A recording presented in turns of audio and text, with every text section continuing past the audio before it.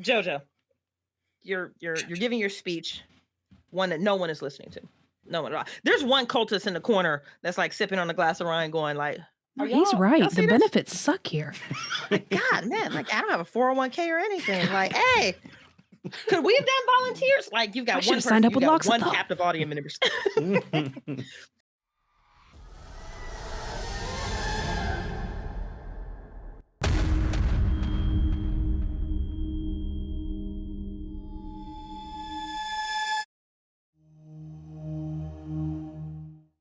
Hey, everybody. Welcome to our Percentile Vice. Thanks for joining us tonight. I'm Steve or Rick. You know Emily and John, but tonight we have the pleasure to be joined by Bridgett Jeffries, Chaosium's very own community ambassador, does a lot of work with the Miskatonic Repository. Bridgett, please introduce yourself to everybody and start to set the stage for what you're going to do to us tonight. Sounds good. Hi, everyone. My name is Bridgett Jeffries. A huge thank you to Percentile Vice for having me on the stream. I met these lovely, amazing, hysterically talented, creative people at Chaosium Con this year. And then somehow we kind of got glued together and stuck together. So now they're stuck with me. And I really apologize in advance for that. I don't get quieter. I just get louder. So yeah, thanks so much for adopting me into the family. I am the owner of Symphony Entertainment. That is our hub for, well, at least my hub for all things horror related. So this is any horror-based system from Call of Cthulhu to Cthulhu Dark to Dread, Alien the RPG, and all that fun stuff. So if you would like to connect with any of my written content, my published content, or with me, you can go to www.symphonyentertainment.com. And I was given permission to pub one of my latest releases. This is going to be Carousel of Fears. It is currently on the Miskatonic Repository. And guys, it is a whole 15, 20 sales away from Electron. So if you want to hop by Drive Through RPG and pick that up and run it and drive your investigators, not your players, your investigators insane, I would greatly appreciate it. But tonight, we're going to be doing something a little different. So, Table, I have a question. Have you guys heard of the Pamphlet adventures that are featured on the Miskatonic Repository? I have not. Tell us. So I think these are really cool. In case I didn't say this because I was nervous and rambling, I'm also the community content ambassador for Chaosium. So if you're looking to write or publish your own content for 7th edition Call of Cthulhu, I am basically the hype girl. I am myself and 2 other ambassadors can help you get along with compliance rules and things of that nature. So as a huge groupie of the Miskatonic Repository, when I was invited to run, I was like, hey, I should run something from the Miskatonic Repository. So this is a trash printout from my printer. Isn't it terrible? Like, it's so great. Can you guys see how bad this? Yeah. It's a vibe. Thanks, babe. See, this is why I love you. Team support, team support, team support. There's an individual on the repository by the name Fábio Silva, and he has a series of pamphlet adventures. Guys, what we're going to be running through tonight, this is the entire adventure. That's it. It's awesome. It's a 2-pager that's been laid out super fun. Investigators are on a separate sheet, but they're in the same column. But basically, he tees up a setting, a plot, maybe a climax, some possible ideas for a conclusion, and that's it. It's 15 minutes of reading and then as many hours as you want as fun. So I personally love this because a lot of people get intimidated when they're writing for the repository, like, oh my God, I have to write this big 50-page book. No, this dude has gone silver or copper on every single one of his modules, and they're 2 pages long, and you're going to see the value in them tonight. So tonight we are going. Oh, is there anything else I need to open up for you guys before I jump in? No, I just want to ready to say start. That's cool. It is. You know, as a guy who tries to run one-shots for our group sometimes that are never, ever one-shots. They're always 4 shots. The 3-episode one-shots that we do, to see that condensed that much. So my prep time is way down. Yes. And then it seems like we could really get that to fit in. So anyway, enough about me geeking off on that thing. Let's play. No, it's to say I was geeking off too when I was like, what do I run? Well, I can read something in 15 minutes and run it. So this is the Ballad of the 13 Deaths, written by Fábio Silva. And here is how we are going to tee this up. I am trying to get away from doing the round table. Hey, introduce yourself. What's your name, your personality, your occupation, and try to do more organic ways of introducing your character. So I'm going to take that on a spin with you guys tonight as well. Good. So 3 weeks ago, we're in the 1920s, by the way. 3 weeks ago, each of you received a stunning private invitation hand delivered to each of your residents. This was wax sealed. It had a silk inlay. It was wrapped in velvet, and the presentation of this invitation was just chef's kiss. It was befitting of your station per your credit rating, your occupation, and who you are in society. However, it was completely anonymous. This invitation is inviting you to a masquerade gala on Friday, May 13th, 1920. It is inviting you to meet at 7 p.m. sharp at the Palazzo Gritti. This is in Venice, Italy. And at the very bottom of the invitation, that again is laced with feathers and ilk, it says gondolo service provided. So I have a quick question round table here. What are you wearing to this particular event? All of your friends are jealous. The phone calls start happening, the letters of correspondence, like the entire social circle is ablaze with who is this person that invited you? Where is the event actually happening and why wasn't I invited? So masquerade, what are you guys wearing? So I never wear anything more than once. So I definitely went out and got, something new and fancy to wear. It's, green and black, and it's very complimentary to my ivory delicate skin tone. Yes. Definitely very chic. It's got lots of tassels and top end, the newest fashion to be brought out. So definitely to the T, to the nines, decked out. Beautiful. So not last year's fashion. Oh, You're no. talking about this year's fashion. If anything, maybe possibly next year's. You are going to be a showstopper. Giovanni, how about you? What are you wearing?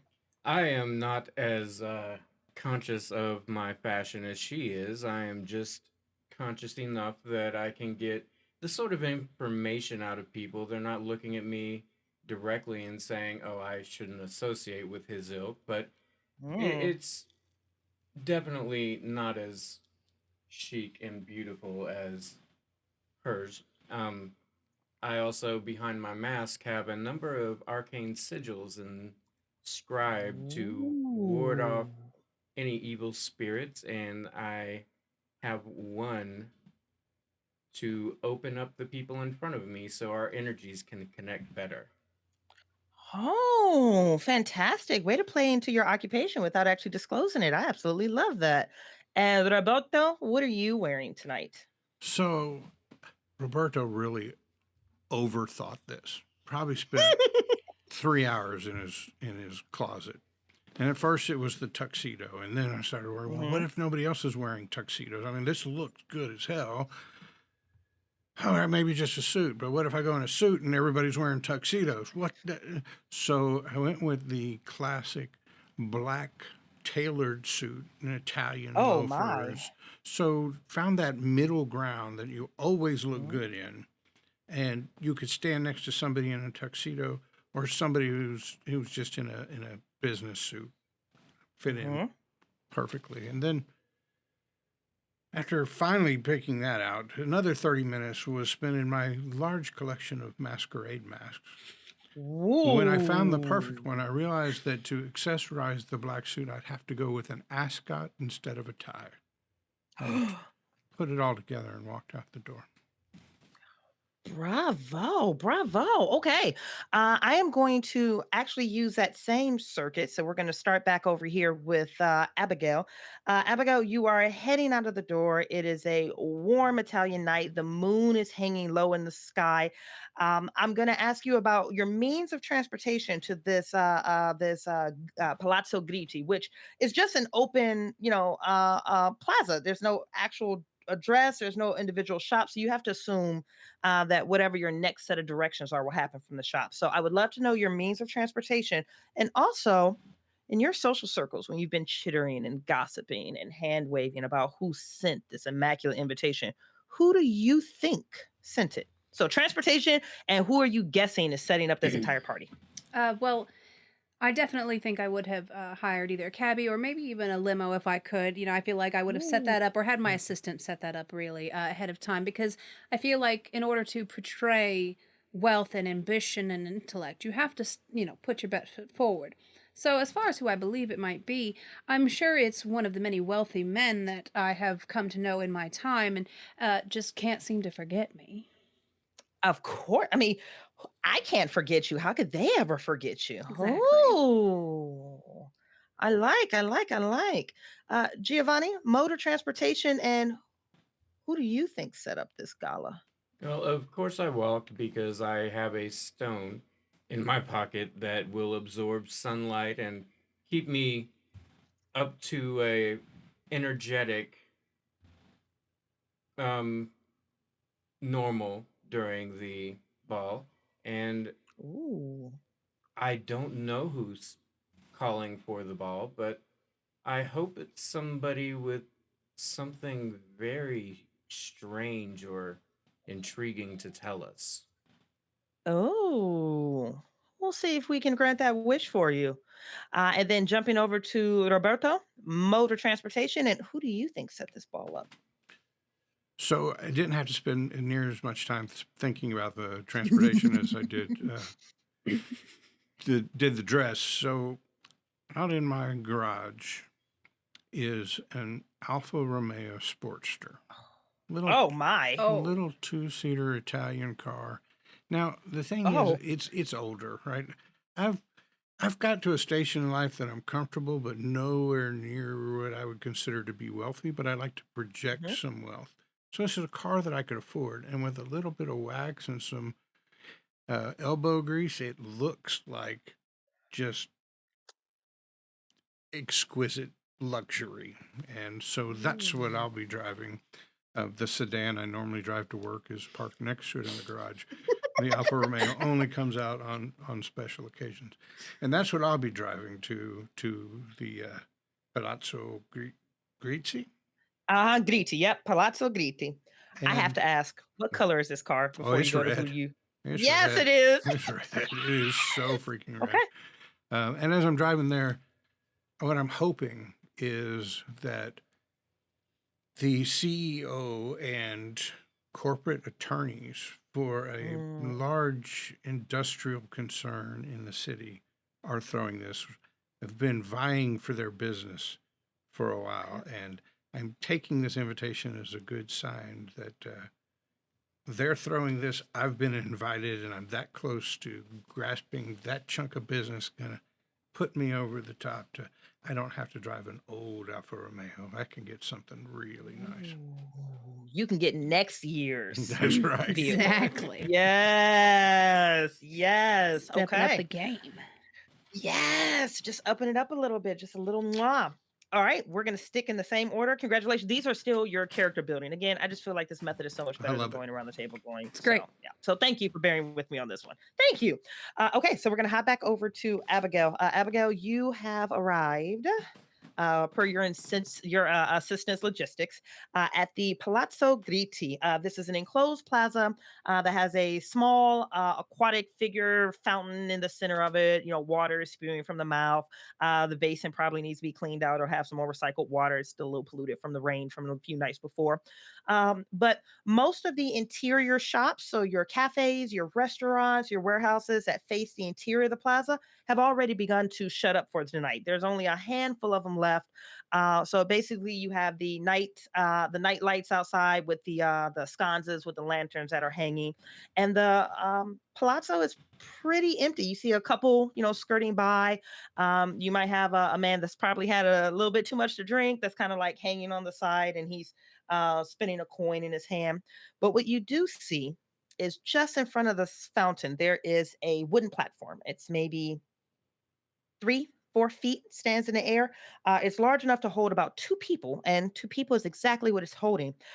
There is a gentleman that is wearing a black on black on black on black on black suit that looks very well tailored. Given your station, your credit rating, and your background, you can smell money from away. Mm. You're like, okay, this guy, he Wealth. cares about his life. Wealth. It's like cinnamon and vanilla with just a tinge of orange peel. Wealth is Right. just a delicious scent. Mm. But he's standing there, and he has his arm around the waist of his partner, which is a woman who is wearing a beautiful flowing red ball gown. They are both wearing a mask. He has his hand up, his arm around his waist, or her waist, and his head is tilted, and he's frozen, suspended in that position. And then the woman with the long, elegant red dress, again, wearing this year's fashion, not next year's. She's just in this year's fashion. Not everyone can be you. Right. Is wearing a masquerade mask, and her head is frozen back almost in laughter, and they are kind of like suspended in this position. As you approach, you recognize that they're breathing. They're not paralyzed. They're not petrified. They're performing. And you can see there's a wicker basket in front of them with velvet inlay with maybe 20 of these invitations that you can see that have been seated into the basket. What do you do? So I will approach the couple and take a moment to kind of look around them and appraise it, and oh, how droll! Like live performance actors, it's quite lovely. And then I will look down and see the thing. Do all the invitations look like they're like open, like mine would be, or are they sealed? They look like they've all been open and then surrendered. Okay. So I'll look down and say, well, when in Rome, and drop mine in. Okay. Just out of sheer curiosity, roll me even or odds. Okay. See what happens here. Odds. Oh, odds. When in Rome, the invitation drops into the basket, and the pair do just a very quick 1-step, 2-step, 3-step drop, and the woman very carefully is helped down from the platform, and she fixes her mask, and she comes up to you, and she looks and she says your name. She says, "Good evening, Miss Abigail Leslie. Thank you so much for attending our party." Oh, well, certainly. Is it taking place here, or are we taking transportation to someplace more lively? She says, "We aim not to disappoint. We'll be providing gondola service to escort you to your next destination. Please follow me." And she bows reverently and kind of like, extends her hand forward for you to follow her a certain direction. Certainly. I will prance forward. Prance, prance, prance. As you are prancing forward, no spot hidden check needed, but when you kind of glance over your shoulder, you can notice that the gentleman on the platform has, resumed another, mid-dance pose, but he's staring at you, and you can just see this smile spread across his lips. And you recognize his smile. You know the smile of desire when you see it. Right. So I'll just do a little, the shimmy of the dress down a little bit, be sure that, everything is still tucked in place as it should be, and continue to walk. Beautiful, beautiful, beautiful. She leads you on a brief 2-3 minute stroll through a dark corridor that has 2 other individuals, one on the right, one on the left, female and male, again, this pairing thing. And they're just dancing, not touching. They're on the other side of this like corridor that you're walking down. And you open up to one of Venice's dozens, hundreds of canals. Mm-hmm. And there is a long gondola boat with yet another individual dressed to the nine with a mask. And he looks to you and he bows and he says, "Miss Leslie, I am honored to be your gondola driver. Please." Thank you. And I'll reach my hand out and wait for him to take it to help me onto the boat and For then sure. step down. Okay. Beautifully done. Beautifully done. And you sail away into a beautiful, crisp, warm Venice night. Hopping over to Giovanni. Giovanni, I won't reset the stage up for you, but you do come into the plaza, and you can see a male and a female. They're dancing, but they're suspended in that weird stasis. I am going to. Can I climb up with them? I You would sure like to can. climb up with them, and in a complimentary pose, become part of their statue for a moment. Just like, Just so Giovanni, one, again, I'm not going to waste your time with the roll, but as you are climbing up the platform, you can see their eyes darting at each other like, what are we going to do? You do something. No, you do something. Are you going to say something? So you're not going to say anything. So I'm not going to say anything. And then suddenly you're just there. And you can This is feel fine. their awkward breathing of, this is fine. This is fine. And I'm going to wait just a moment, and I will get back down. And when I see the envelopes, I'm going to casually toss mine in and wait. Okay. Evens or odds? Even. Oh, even. The gentleman, very carefully, slides down.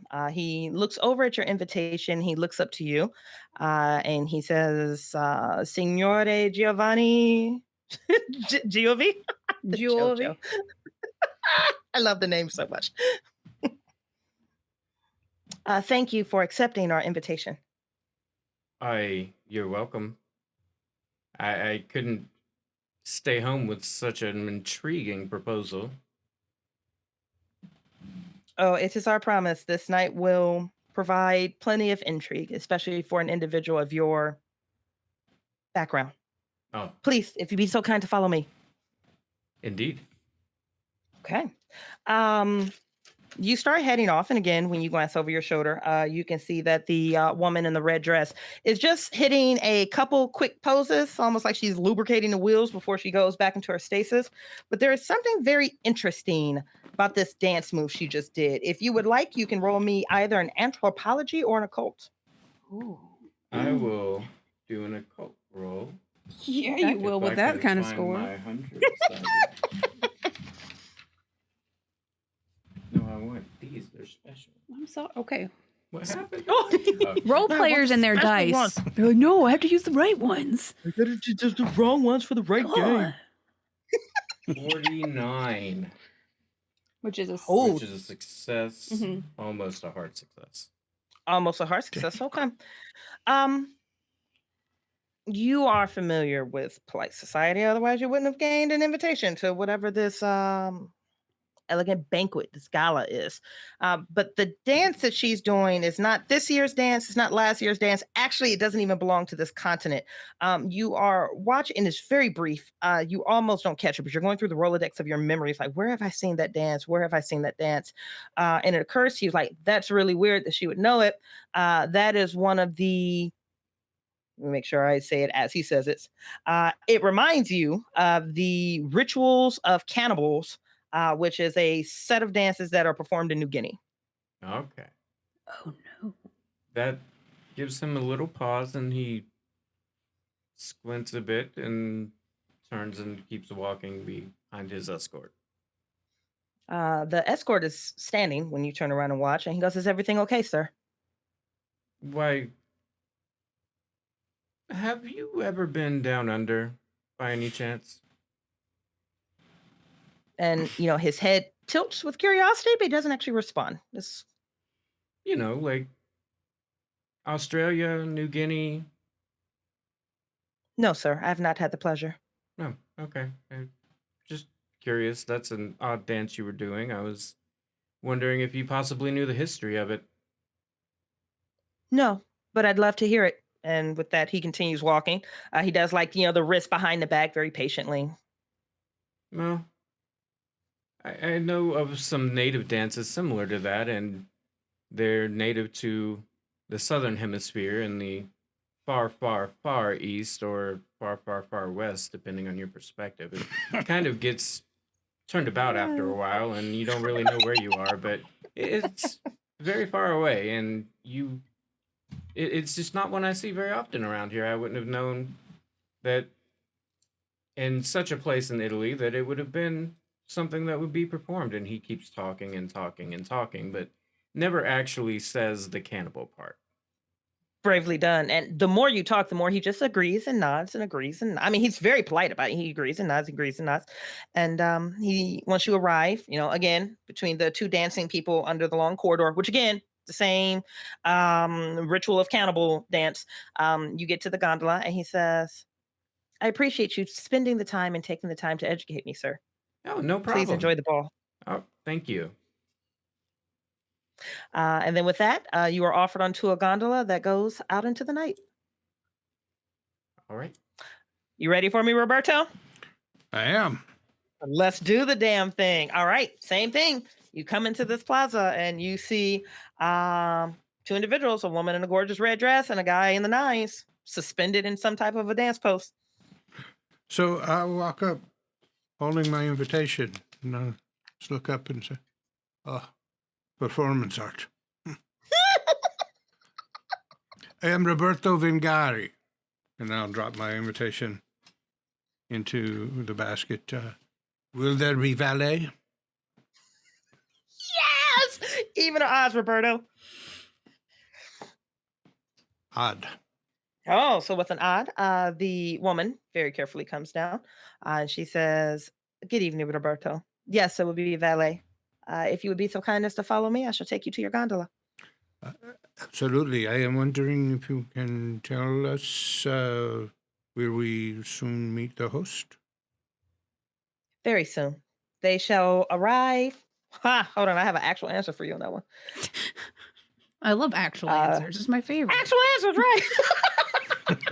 Not that bullshit. Actual answers. Things are actually Oh my written God. Yes, indeed. You shall have the honor of meeting the host when the clock strikes 12 this evening.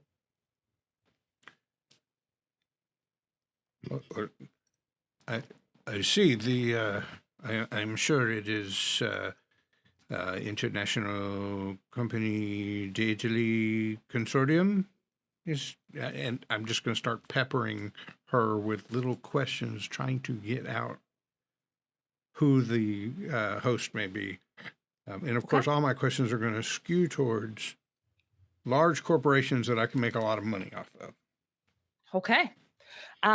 It becomes this, at least for her, this borderline flirtatious game where every time you tee up a question for her, she knocks it out of the park with some like really negligent, cute answer. Like, so is this the corporation, blah, blah, blah? She's like, well, that's a surprise that you'll have to wait for until midnight, won't you?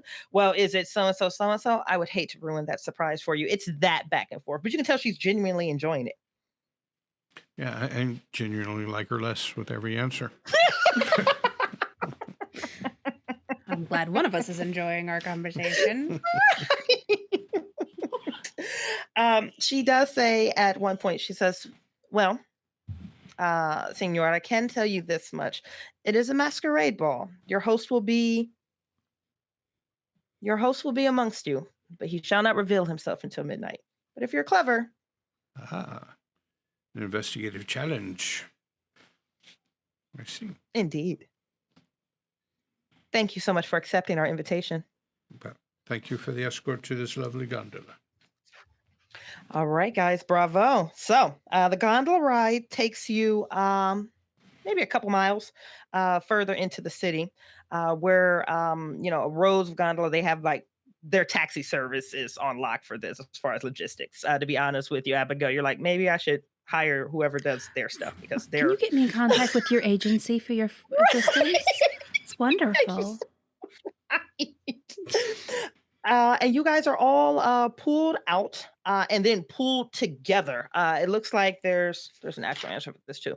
There are a total of 30 of you all pulled together on this platform beneath this wretched, reeking, dilapidated, falling apart warehouse. The entire first floor has been completely gutted. There are no walls. You can see through with just the support beams. Water is lapping up on the edge of the concrete. Algae is crawling up it. There is an interior staircase, which again is just like hollowed out, but once it leaves the base floor and goes to the first floor, it at least disappears into an actual landing. And then the warehouse goes up 2, 3, 4, 5, 6 stories. And your initial reaction is whatever your initial reaction is. I won't put that on you guys, but this is definitely not what you were expecting until you hear the string quartet playing and until you look up into the sky and you can see paper lanterns and you can hear chattering and you can hear silverware and things of that nature. So whatever is happening, it's thank God not happening on this level. It's happening on level 7. And for the first time, you 3 are all together. Yeah. I will walk over to the gentleman in the black suit and say, Giovanni Giovi, you may call me Jojo if you wish. It's much shorter, much easier to say. Signor Jojo, I am Roberto Vingari. How do you do? And I'm going to hand you a card. I am an attorney. I'll take it. I think at some point in your life you will need one. And I am your guy. Turn it over and say, lawyer, did you hear about the case of the witch? Is this a lawyer joke? I'm No. quite old with them. The fairly recent case of the person who his wife said he was practicing witchcraft and it didn't happen to be witchcraft. She was just angry. I'm standing nearby. I'm going to very brazenly put my hand out onto Giovanni and be adjusting my shoe and be like, oh, boho chic, it was very big last summer in France, but not quite my taste, and fix my stuff because I feel a little grimy. And my apologies, dear. Hi, Abigail Leslie. Hello, Giovanni Giovi. The pleasure is yours, I'm sure. Indeed. I hate this part.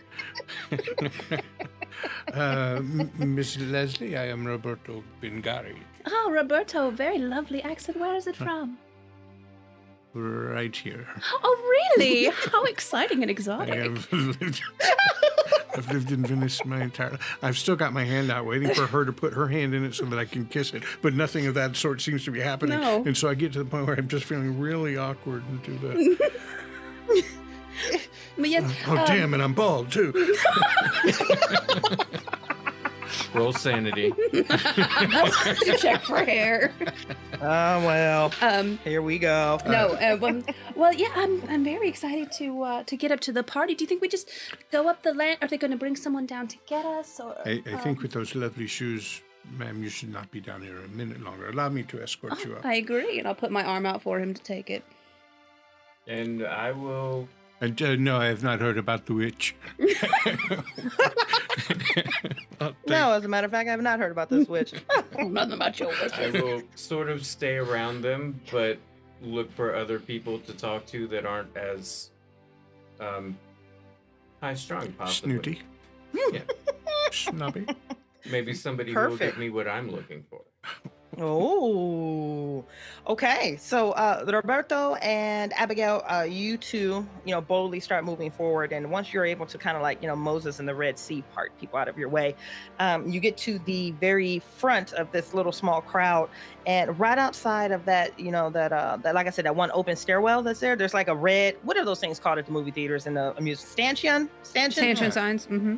Yeah, stanchion. Yeah, there's like a red, felt one of those there that's, holding people back. So at least there's some intentionality as why you're loitering around here. And there is a young woman standing directly beside it. She is in and Abigail, you recognize this immediately. She is in a black dress that she clearly bought at a store. Ugh. It just had no modifications done. It wasn't tailor fit. It's a pretty cute, black dress. It would look great on like a 12-year-old. It's a dress she bought at the store.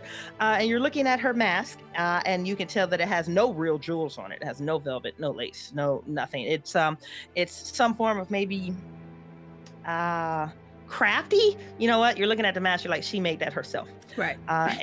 Just the poor lamb. And other than that, she has long brunette hair that's pulled and braided back. Also not the best, hairstyle choice for what she's doing right now. And she's wearing flat shoes, which is, again, like this. Who let her child out like that, dear? What? She clearly doesn't have friends. That's the only logical explanation. And she's standing there, and she is wringing a black handkerchief in her hand very nervously. And from what you can tell, she's the guardian of the stanchion. Right. Excuse me, miss. Are we going to be able to go upstairs because this ruddy floor is simply ruining these shoes? Wow, you're really pretty. I love your dress. Thank you. Yours and your is very hair. fitting. Thank you. Really? Yes. Yes. Thank you. I appreciate it. No, I haven't received word from up top that I'm allowed to let you up yet. I'm so sorry for the inconvenience. But if there's anything else that I can do, and she moves to just step closer to you, and somehow with her flat shoes, she steps on the back of this black dress that bumps into the stanchion. It topples over. She topples one way. She doesn't hit the ground, but she does stumble, and she's reaching, trying to put it up. She says, "I'm sorry. Oh my goodness, I'm sorry." And then she realizes she's apologizing to an object, and then she looks to you too, and she goes, "I'm sorry. I'm so sorry. I'm sorry." I'll help her up and help her set the stanchion back up. Not because I'm that magnanimous, but because I'm trying to impress Miss Leslie. Thank you, sir. I really appreciate that. And I'm really sorry for the inconvenience. Oh, no inconvenience at all here.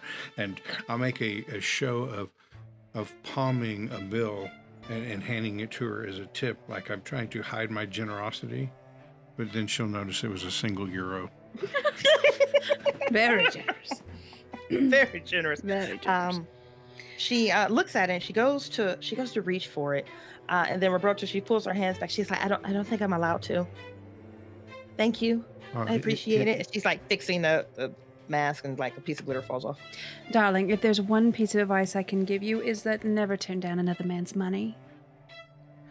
Oh, I don't want to get fired. It's my first time working for them. Well, choice is yours. Just saying, bit of worldly advice. And real talk, you can see the wheels spinning in her head like, I don't know which one to do because I want the euro and who I want to be when I grow up is saying take it. It was offered and you can see her head going back and forth. She finally just kind of like just shoves it down her shirt. You're doing a wonderful job, and I shall make sure to tell our host that you have done excellent, Mr. So that I may tell him in a good time. Oh, Please, yeah, it's the host's name. It's Mr. Star. And then she stops and she pulls her mask down. She says, oh my God, I wasn't supposed to say that out loud. You didn't hear that. That hasn't been released. I'm so sorry. You can't tell anybody. You won't I'm tell sorry, anyone, right? it is so loud in here. What did you say? Yes, I'm sorry. It's very, very loud with all the waves and things going on, my dear. But we'll leave you to your work. Okay. Turn to leave. Oh God.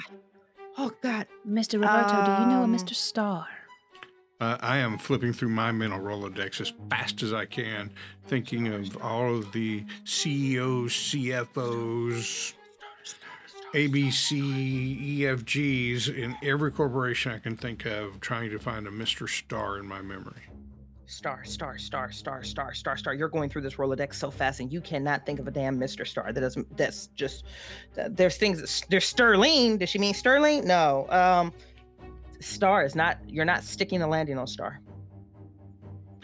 All right, then slightly disappointed, but then I find the silver lining and I start thinking about what new corporations have recently come into Italy that I haven't met yet and now are reaching out to me for the first time. I am indeed somebody. That's what it is. It's got to be one of those. Right. That's what it is. Yep, for sure. Yep, that's what it is. It's somebody. It's an up and coming. It's new money, or maybe it's old money that has been repackaged. You're not sure. But Giovanni, you're somewhere amongst the crowd. This couple has moved away from you, and you hear, "Oh my God, I'm sorry, and you're just like, I'll be damned. I know that voice. I know that voice really well. This is Bridgett, who helped me out with Bridgett. This is that awkward girl that was either an intern or used to come into one of your bookstores. Just give me the background on Bridgett. This is a girl who everyone hated. She was always super annoying. No one ever paid attention to her, but she was interested in the occult and she has a connection to you. She was a student at the university locally that used to come in looking for tomes on the occult and witchcraft and other things, but generally, I didn't trust her enough to let her actually see my good stuff. Yeah. But I would give her a few crumbs here and there. Okay. You recognize that poor annoying voice. I'm gonna make my way to it very quickly. Okay. You cut straight to her, and she's apologizing to someone else for not allowing up. She's like, they'll send word down when I'm okay. So, bye. Have a good evening. Hello, Bridgett. Oh, what does she refer to you as? Is it Professor, Doctor? Jojo. Is it Jojo? So of course she has to find a way to be irritating in all things, and it's not really her fault. She goes, Mr. Jojo, I didn't know you were on the invite list. Hi. I'm not Jojo. Can't you see? You're... Just kidding. So and what brings hands you are here? Nervously tapping. Oh, I found work. With a group that was able to take me on and allowed me to continue my studies, and now I am watching the door for tonight's event. Oh, and do you happen to know who has hired you and brought us here? And she They must looks be around. someone very important. Well, yeah. I know who hired and brought me here. Yes, I do. Oh, well, I've given you information in the past. It would only be fair play to turn about and give me the information I'm asking for here. So if you would like, you can, in the utmost of confidence, tell me. And maybe next time you come into the bookstore, I'll give you something a little extra special. I don't think I should, Mr. Jojo. Give I me don't think- some form of a persuasion roll. I'll roll first.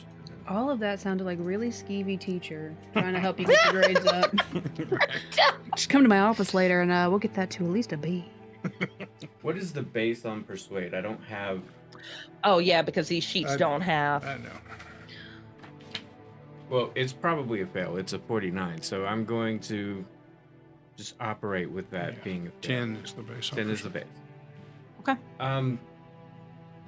Well, I have all sorts of information. I'm very tight-lipped, and, no one would ever find out it was you who told me. And, when you're curious, I help you. When I'm curious, you help me, that kind of thing. You come into the bookstore, and he keeps going and going. And in her awkward fashion, she's nodding in agreement. She's trying to find an in, but she can't seem to find like that in, so she just ends up doing this oddly. And so if you would, just go on and tell me, and we will...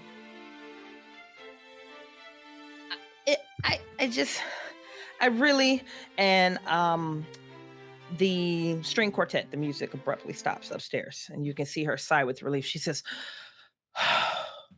"You'll find out at midnight, okay?" I didn't say anything. I was pressured and I was strong. And she slides the stanchion aside, and she says, "You're welcome to go up. All right, well, Enjoy the festivities." We'll start walking up. Okay. And then just to roll you guys forward, the entire party is able to be welcomed up. It's Abigail. It's a long ass flight of steps, dude. Why don't they have a No lift? one will see the pain on my face, not just for my wonderful personal strength, but because of the mask hiding all the squinting I'm doing in these heels. Fair. So you guys open up to level 7. There is another flight of steps that goes up, you're assuming, to the roof, but you guys stop on level 7th, and thankfully the opulence has returned to your life. This is a big open warehouse space, but there is a chandelier that's been mounted.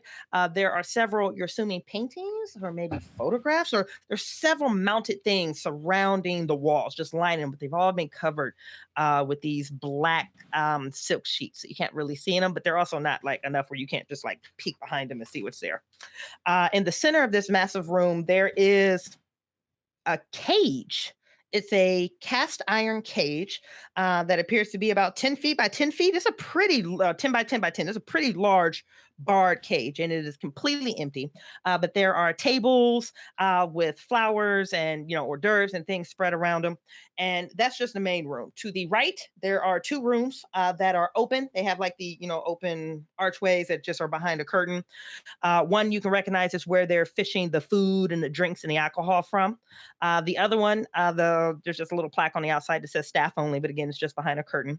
And then the other 2 rooms are all loungy area. Nice, big, comfortable couches, ottomans. There's a fireplace in the background. So if you're not enjoying the music and the festivities and activity in the main room, you can go, to the other 2 rooms for a little bit of a more quiet experience. So party is on as you guys are filtered in. Give me a quick roundtable montage. I'm literally just going to name, and you start naming what you're doing, what you're experiencing, what you're drinking. Just give me anything. Give me flavor text. So we're going to start. Abigail, give me something sexy. Every cocktail that a man offers me, every arm that is not offered to me, and lots of side eye to women who might be close in comparison to how beautiful I am, but not quite, because no one is. And nice backhanded comments to the ones who I know aren't even close to my league. Just really working the party. Every now and again, walking by Roberto or Giovanni and doing a nice little, cheers, a little thing to them, like letting them know I see them, but not really wasting too much time with them, trying to find whoever brought us here and looking for wealthy young men to talk to. Whew. Abigail, let me just say this much, baby. You are the room. Roberto, give me something. All right, so I am going around and I am networking as much as possible. I'm using the excuse of going to get somebody a drink to talk to the guy who's standing near the punch bowl. I am handing out business cards left and right, mostly with the hopes that a business card gets handed back to me so that I can start scoping out what big conglomerate has put this on and where my target is for new business.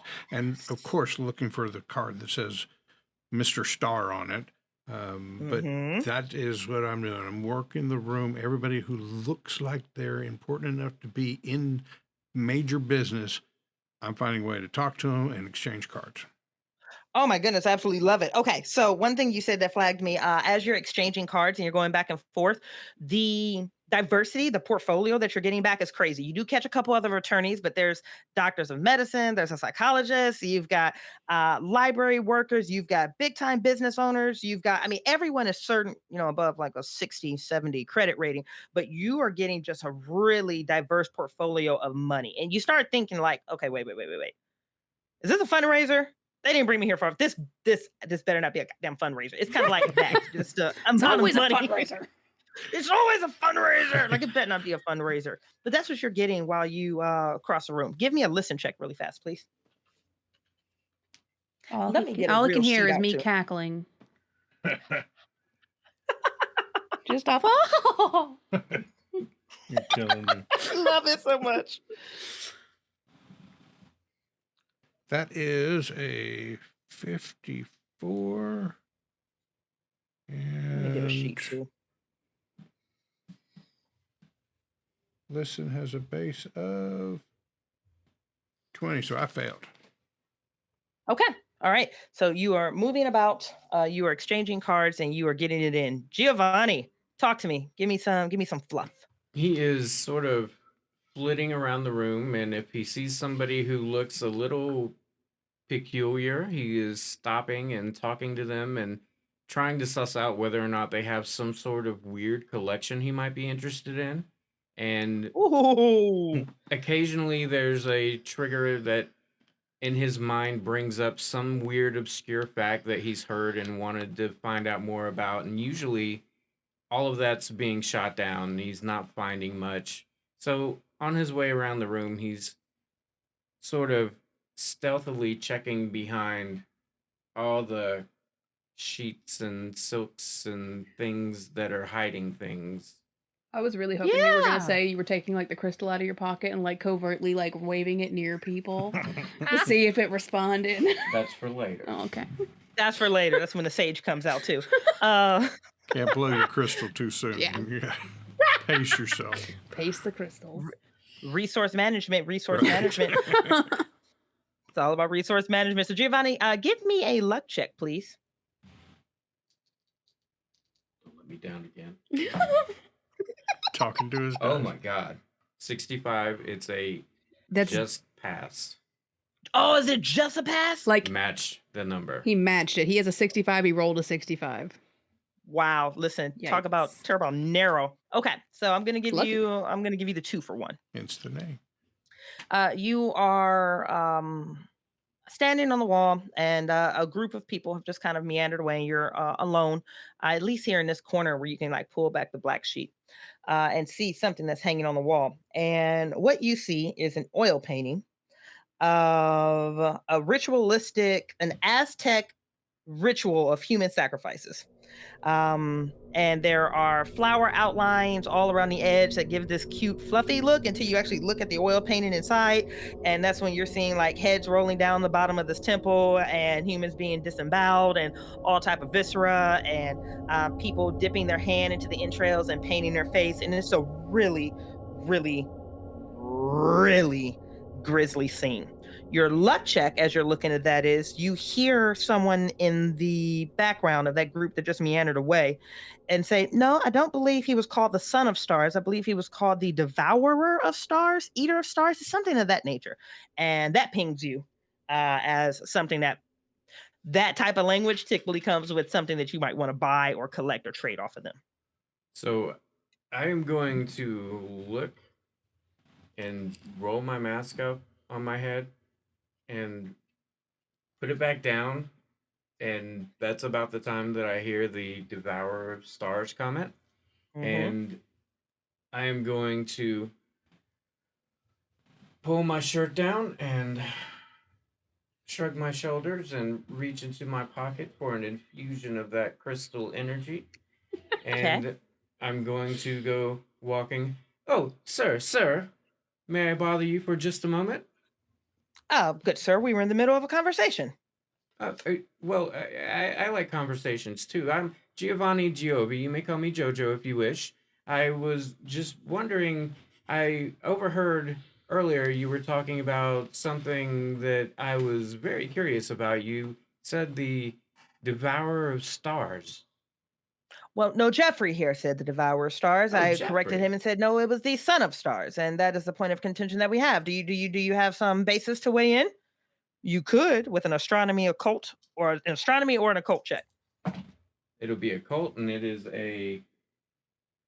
I'm going to spend 1 point of luck and make it an extreme success. Nice. Holy shit. Killing Okay. it.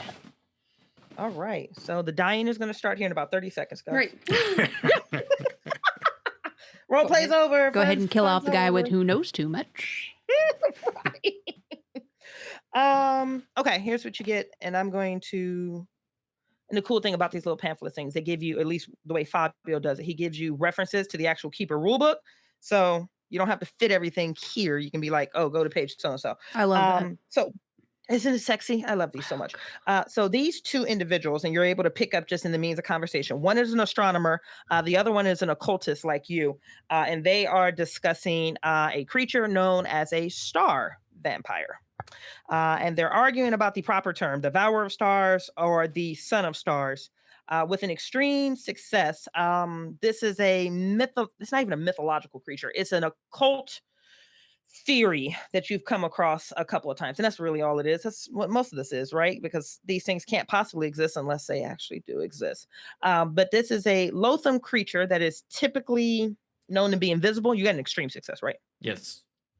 It's a creature that is known to be invisible. It's pretty dissimilar to what you would think of as your standard vampires from mythology. These things are covered in tentacles. They can fly, they move around, and they drink on the blood of anything they can get their hands on. Cool fun fact that you're able to chime in and correct Jeffrey on is that star vampires are always invisible until they feed. And when they feed, once they've had their fill, they're typically visible for about 6 seconds. And another thing you're able to catch is they're typically summoned from the depths of space and controlled by some form of a powerful wizard or other being. They are pretty much slaves that are brought out to, wreak havoc. And at that point, as you were having that conversation, sorry to interrupt, you hear a bell go off, but it's not a bell. Sounds like a clock chiming, and the room looks around, the string quartet dies down, and you can recognize that somewhere in the corner of this room, you guys missed it before, it's just a huge clock, and the bell has chimed for 7 p.m. That's it, and the conversation continues. I'm going to do that same thing. I'm just going to work myself backwards. So Giovanni, let's stay with you. All right. Give me fluff.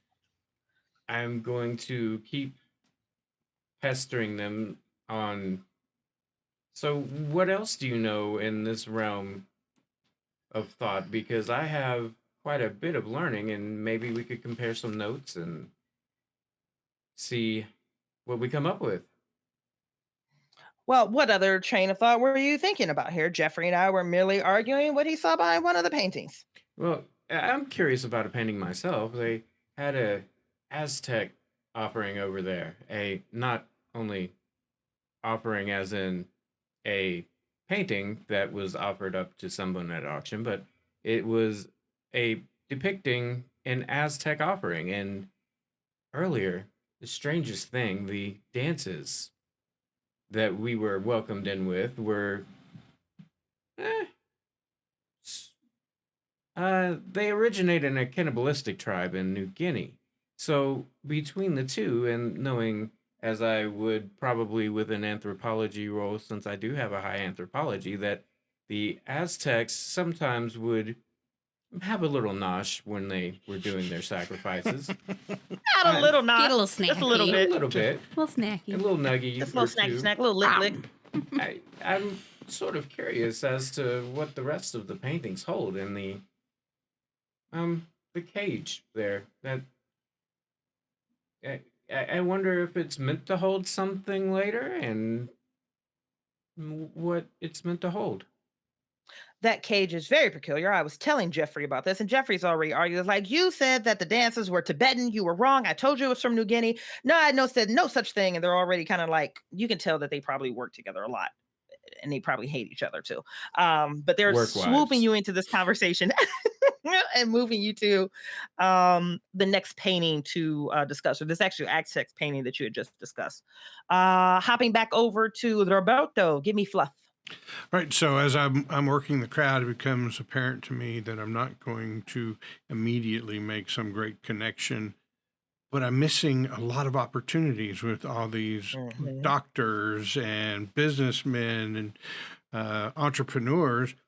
So I start working that angle a little bit too, potential business, hey, don't shoot for everything when all of these little fish are right here too. So I start working that angle a little bit. And I try to raise myself above them a little bit, stature-wise, the way I'm standing, the way I'm speaking, and because I found over the years that people want a lawyer who's smarter than they are. So I'm dropping things like, I have it on good understanding that our mysterious host is Mr. Starr. Surely you know of him. I am privy to this information. Most people are not, but I am. So, but I am Roberto Vengari, so it is understandable. So, Put some respect on his name. by dropping the name, I feel like I'm hitting both sides of the sword. If they have no idea, they're like, "Wow, this guy must be important because he knows who our host is." If they do have some idea, and I say Mr. Starr, then they may be like, "Hey, this guy knows like I know," and we could have that conversation. So I am working the room for business and info on our host. Okay, so you're name dropping and flossing. That's correct. Name dropping. That is and actually the historic meaning of the word Vengari. Name dropping and flossing. Name dropping and flossing. I love it. Oh my God. It's a family trait. So this starts you get a little entourage that just kind of like orbits around you, constantly joining in conversation, pulling out of conversation. But you recognize there's about 7 people that they're very strategic social maneuvering, where they're staying around you, picking up something that you drop, carrying it around to their circles, things of that nature. The next thing you're going to be able to get is no one seems, let me correct that statement. May I have a spot hidden and or a psychology, your choice. And if you want the base stats, let me know. I did pull up a full sheet. From everyone or just him? Just him. I'm gonna go spot hidden. All right. And that's a 98. Ooh. That's a fumble. Yikes. Oh, It's the God. mask. Well, No peripheral vision.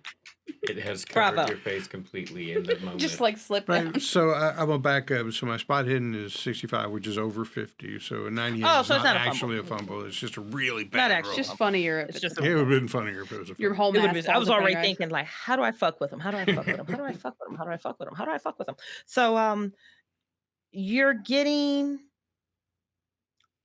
with your 90. Oh my God. You're getting 2 different reactions that you can tell from looking around the room. You're getting the nose up. He's just loud and talking and doesn't actually know what he's talking about. So that's counter working against your agenda to present yourself as like, I'm in the know lawyer. The next thing you're getting is some pure looks of, let me correct this statement. The next thing you're getting, and this again still with your fail, is people are looking at you, and then you can see there's a small handful of people that are immediately looking for Bridgett, wherever she is. And every single time you say something and one of those eyes catches her, you can see her shrink just a little bit more. You can see her shrink just a little bit more. So I am realizing that by name dropping, I have probably just ruined this girl's employment. Possibly. I will make it up to her with another tip. That €1. It'll be okay. That'll pay her mortgage for sure. Yeah, totes. Yeah, it'll be fine. And Abigail, give me fluff. So I have made my way to one of the couches with 3 to 4 young gentlemen who have followed me, who are, lighting my cigarette, bringing me drinks, kind of bickering over who gets to bring me drinks. And I'm not doing like the, like the uptight sexy where they're like really, I'm doing the slouchy sexy, where she's like leaned all the way back and just couldn't care in the world. And I love this because it's the 1920s, right? And so I'm picturing these guys making no pretense about it, that they're falling over each other trying to be the one. Trying to get her attention. And Abigail knows it. And drinks. Abigail knows it and owns it. Because honestly, her highest stat is like intelligence. Like she's super smart and she's just got money and she likes to use it. But she's just talking to them and she's like, asking them about their jobs and asking them what they do and a little bit about, their business connections and trying to feel out kind of what's going on here, because I haven't heard the other thing with the other guys about Star and all that stuff, but I did hear the girl name it and trying to see if I can find a common thread among them and follow my education background and using the coy woman to sleuth into their lives. Oh, I like this. Okay, so they're melting like butter in your hands. It doesn't take you long. They were falling all over you before we even started getting into the description. Correct. And now you already have them eating out of the palm of your hands. You do notice, you said there were what, 4 gentlemen? 3 to 4. 3 to 4. Reasonable amount of young men. The clock chimes again for the 8 o'clock hour. Time is moving fast. You guys are drinking, you're gossiping, you're networking, you're having a good time. That clock hits again for 8. And your attention is pulled as you're pulling strings. You're like, okay, so you're a doctor's son. You just got money. You got it. Okay. And you, all right, you're a this. Okay. Got it. And you own that could be lucrative. And so you're going through that. And your eyelashes and your eyes flicker up and you can see that same gentleman that had given you the smile of desire, the dancer from the podium. It looks like he has finally entered the room. So it looks like he's finally finished escorting the rest of his guests. On his arm is the woman in the red dress. He kisses her very gently on the cheek. And there's something very sibling-esque about it. There's nothing very romantic about it. You can tell that. Oh, yeah. And he's scanning the room with a lot of intentionality. And he stops scanning the second his eyes land on you. He's on the other side of the room right now, on the other side of the cage. And he stops. He kind of drops his hips into a parade rest and pulls his arms behind his back. And he's just cutting through the cage, cutting through the noise, cutting through the servers, and looking directly at you as you're like slouched onto this couch. Right. I let out some smoke and I very rudely, but in a dignified way, kind of flush off the boys and I just go. And like the conversation kind of stops, and I'm like, I don't repeat myself. Go. And skitter, scatter, scoop. Just maintaining the eye contact because I can see power, from a mile away. Yeah, you can. Yeah, you can. It becomes this cat and mouse game. You are skittering the boys away, but you're not moving towards them where you are. I'm going to stay on the couch. Power play. You come to me. Yes! Just because you're saying power play, I am totally going to mutt the rules. Can I get an opposed power check with you and him? Yeah. Please? Nice. Yes! Yeah, we can. Watch your language next time, Missy. I will not. Don't threaten me with a good time. Don't threaten me with a good time. I rolled a 16, which is a... Oh. That is a D8. Is it a D8? My bad. I'll just re-roll the one. Couldn't let her At 18, so it's still a hard success. Holy shit. So power play, I hit an 80. You can't see the dice from there. I hit an 88. So I'm going to give you narrative on this. He's attempting to bait you to come to him. This is definitely the sexual power play happening from across the room. Right. But he is losing. Take narrative. You can literally take control of him. Just tell me what Slay happens. it, playa. So as he's walking, Playa, there's playa. one of the waitresses with like a thing. He picks up like 2 glasses of champagne, or not even champagne, like some other cocktail. And I look at him and I just kind of flick my cigarette and hold. And he puts them back down and finds the next one and finds like 2 glasses of champagne. And I do a little nod. And then he comes over and he goes to set down the glasses in front of me. And I just kind of look at him. And then he instead reaches over the table to serve it to me and then sits himself down. Like he just waits for my cues for me to tell him that that is the appropriate way to approach me. Oh, and how do you actually feel about this? Are you enjoying being in the driver's seat, or do you? I think Abigail very much enjoys being in the driver's seat. I think that she is very much she can play damsel, but at the end of the day, she is smart, she's powerful, she's got money, and at the end of the day, men have to impress her. She doesn't have to do the reverse. Could I just point out that the more you get into this character, the more you hold that pencil like it's it's a long cigarette. It's so dope. Because I wanted one. I was gonna buy one and I didn't, and I feel like now I've ruined it and I need one. You're killing it. I need one. She is propping the shit out of that pencil. I'm holding it far enough away you can't tell it's hot pink.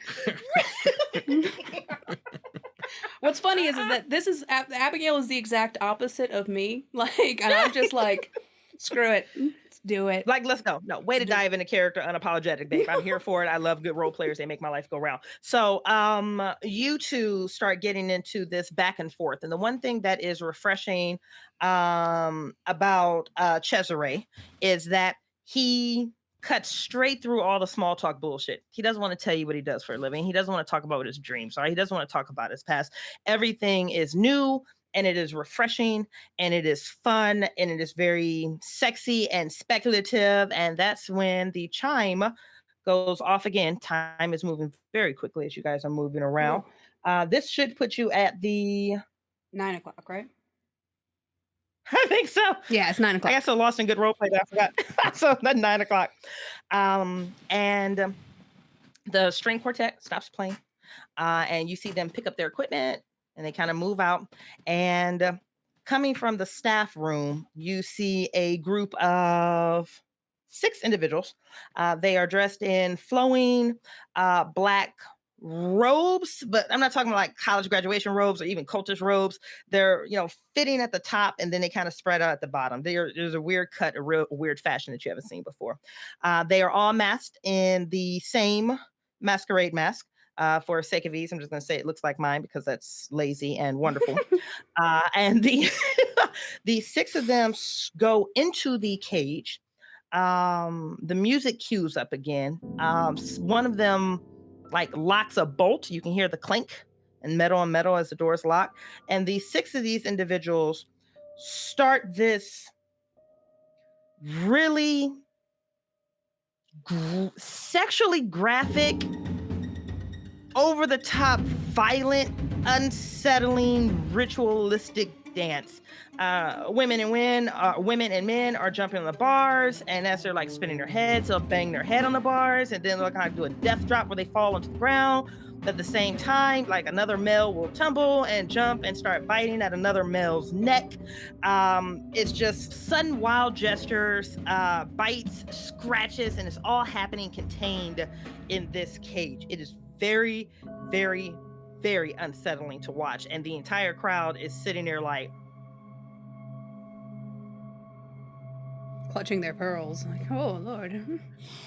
You can hear a woman ask, "Where's the fainting couch?" Yeah, it's like one of those things. What are your reactions to this, guys? I'm going to lean over to the about this person cage. next to me and say, it is performance art. It's not for me, but some people find it entertaining. I'm not so much of the performance art. Can I get you a drink? I will go. The gentleman is looking and his head is turning. He goes, "I do not think this is art." "Yes, I will." And at that point, one of the women screams theatrically, but still hoarsely. And she is very quickly climbing up one side of the bars. And then she actually goes onto the roof, which is super creepy, and crawls very quickly across the bottom. Then she drops the other side going down. And So as I Yes, was I think I turning will to take get that. the drinks because I don't care about performance art, I stop in my tracks when she does that thing across us. and all of a sudden, apparently, I like performance art because I can't take my eyes off. How about you, Giovanni? How are you taking all of this weirdness in? I am bewildered and ecstatic about it. I'm loving every minute. Nice. If I were a little more forward, I might be going, yeah, but this doesn't seem like the environment for it. But inside, I'm going, yeah. Yes. I am not going to make you roll for this again, but the more exaggerated this dancing gets, the more violent it gets, the faster it gets. Oh my God. At one point you're like, how the hell are they moving this quickly? And they're all in sync, and God knows how long it had to take. Did they practice this routine prior? Because she's actually bleeding. You're processing all of this, and because you made the roll before, I am just going to flat out give you this again. This is the long version of that super distressing, almost supernatural ritualistic dance that reminds you of the rituals of cannibal tribes in New Guinea. However, this time, when you recognize it, you got to give me a sand. All right. Oh, Here we go. I love those. Gotta love those. I love those for other people. Yeah, but 62. not me. That feels like a fail. That is a Well, success. That's success. Yeah. Oh, he got pretty bravely high done. sanity.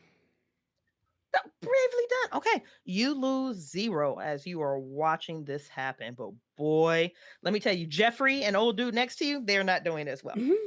Hey, Like, calm down. It's okay. It's an art form. Just let it go. I think I am going to take the air. And Jeffrey, snarks something in this individual. I don't think I've even named him. Mr. Johnson is heading away from you.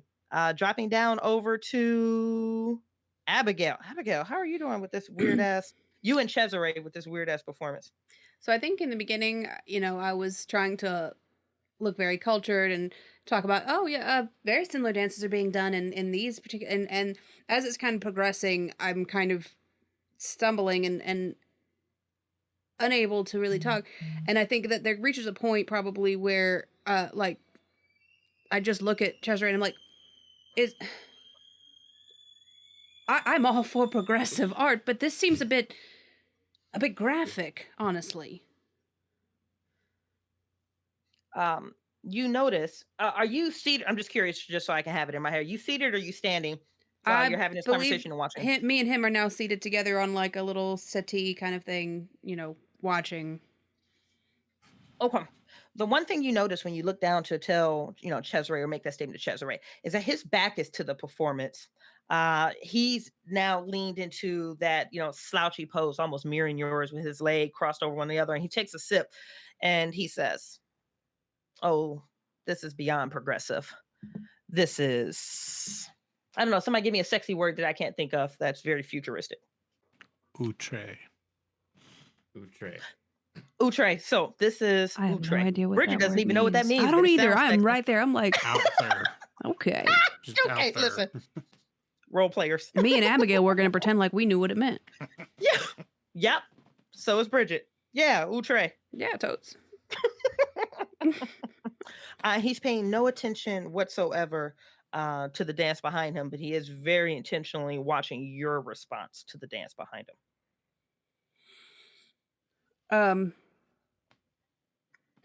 I'm sorry. I think I need to use the powder room. Could you direct me in the correct way? I just want to powder my nose, freshen up a bit. Of course. And he just very casually throws a gloved finger to the left, showing you out the door, the main door that you guys came in. Okay. So I will set my glass down and be right back. And I'm going to very kind of delicately, but very purposely trying to not watch the dance, make my way to the door. Okay. You make your way to the door, and a Mr. Johnson is there. You have met him just in people watching. He's been an individual that's been hanging out with Giovanni quite a bit, Jojo quite a bit, and he's at the door. You know those wooden doors that have like the metal plates on them, Yeah. where the hand plates are. You can see that he's playing with them, trying to get the doors to open, but the doors are locked. He looks to you and he says, "My apologies, ma'am, but these doors seem to be locked. Step aside. Move. Well, I never. Clearly, never. You can't open a door. And I'm going to give it a try to see if I maybe am any smarter than he is. Yeah, I mean, you're smarter than most people in this room. But no, yeah, you're trying the door, and no, the door isn't giving. You can roll me a spot hidden or a locksmith if you have it. I'll take either. I got locksmith. Ooh. Look at you being a boss. Boss. Yeah, I rolled how did you get all that money? a 51, which is a regular success. Okay, with a regular success, you are getting these two things, Abigail. One, I'm not about to out you on why you have locksmith. Listen, you'll pass this. You'll pass. I lock myself out of my jewelry box quite often. And listen, you had to get back into it, so you picked up a skill. Exactly. Listen, rich people do things when they're bored. I'm not here to judge you. You are picking up a couple things, though. One, these doors have been locked from the inside, which is very curious. Right. That strikes you immediately with your regular success.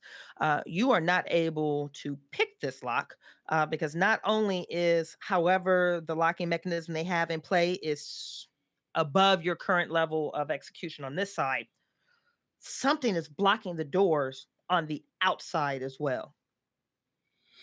Okay. A bit indignantly, I'm going to kind of harumph and stomp my way back to Cesare. The doors are locked. Are they? Can you send someone to maybe I would like to use the powder room. I feel like that's the least you can do when you're throwing a party. I understand. You weren't interested in the dance? And he just kind of like motions over his shoulder without looking himself. It is quite artistic. However, it's not very polite in common society to lock your guests into a large room. I don't feel it's very proper. Indeed. No worries whatsoever. And he slides to his feet and he straightens his suit. He moves over to you and he very forwardly leans down on you. And you're just like, is he about to kiss me? There's no way he's getting ready to kiss me, right? The disrespect, no Right. way. And he comes cheek to cheek with you. You can see he do a quick swerve. And he whispers to you, you really are too pretty to die. And he gives you just a quick peck on the cheek. He says, I'll see what I can do about that door. Oh, my. I think I'm going to sit there for a moment, let him walk away, and then very deliberately reach down and grab at least 2 half-drinking champagnes and throw them back. Wow. Mr. Johnson, I think I named him, is going to come over to you, Jojo. He says, the audacity, the disrespect, the how dare they? They have locked us into this room. This is a fire hazard, damn it. Why would you be trying to get out when such art is taking place? Do you have no curiosity, man? He says, my curiosity would be satiated by fresh air, and they are denying me that. Do you not understand here? They cannot. I'm going to find out who's in charge. And he starts doing his little huff and turn. And when Jojo learns that we're locked in here, he's thinking to himself, and as intrigued as he is by what's going on in front of him, he thinks maybe he should check out the kitchen very quickly and see what's going on in there. Okay. All right. You're able to step away from your little crowd and you start inching to the kitchen. Again, like I said, it's an open room. They have a black curtain that's like suspended on a bar. You're able to throw back the curtains. And the second you walk towards the kitchen, there's only one attendant there. It looks like maybe the rest of them are either in the cage still doing the death rattle, eat each other dance, or whatever. But there's just, one that's, dressed in a blue and white gown and a mask. And she just smiles at you politely. And she says, there's something I can help you with. Oh, I was just wondering on the progression of dinner. You see, I have a bit of a condition, and my humors are feeling quite low. So I was just trying to see if maybe I needed to find a snack somewhere else, or if dinner was close. And he keeps going for a little while, and eventually takes half a breath and dips in. I love the ramble. I'm gonna try that shit in real life and see if it works. It does. I was gonna say it works for John all the time. Rabble. Just keep talking till they get bored and you can do anything. And then they're really happy you left, regardless of where you went. They're just like, Listen, this you learn something new every day in role playing games. She just grateful that you had nothing to say, or that you're out of the conversation. You're able to slip into the kitchen. You can roll me a quick listen check though. 86, and I Okay. don't have a number on that, so I'm assuming that's a fail. Yep, that's probably going to be a fail. Yeah, listen's a 20. Yeah, base is a 20. So Big 20.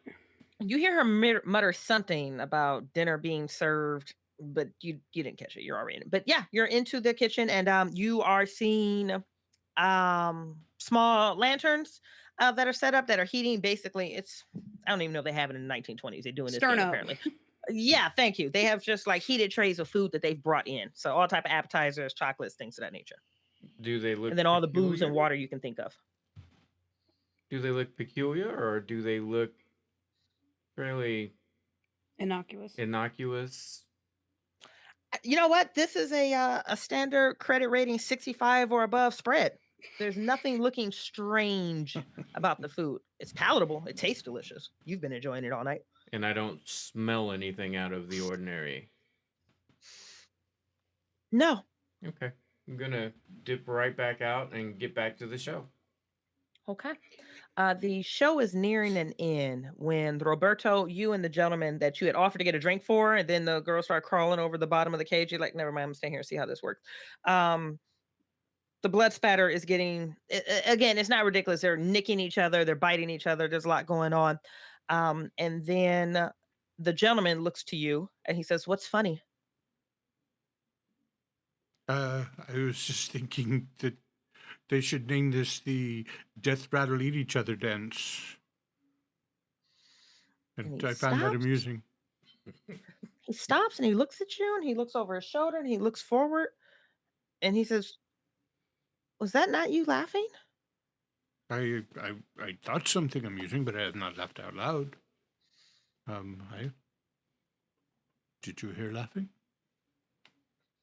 He says, no, perhaps not. And he crosses his arms across his chest, pretty indignant, and looks back at the cage as the next woman is like banging the back of her head into it. Go ahead and roll me a listen check, please.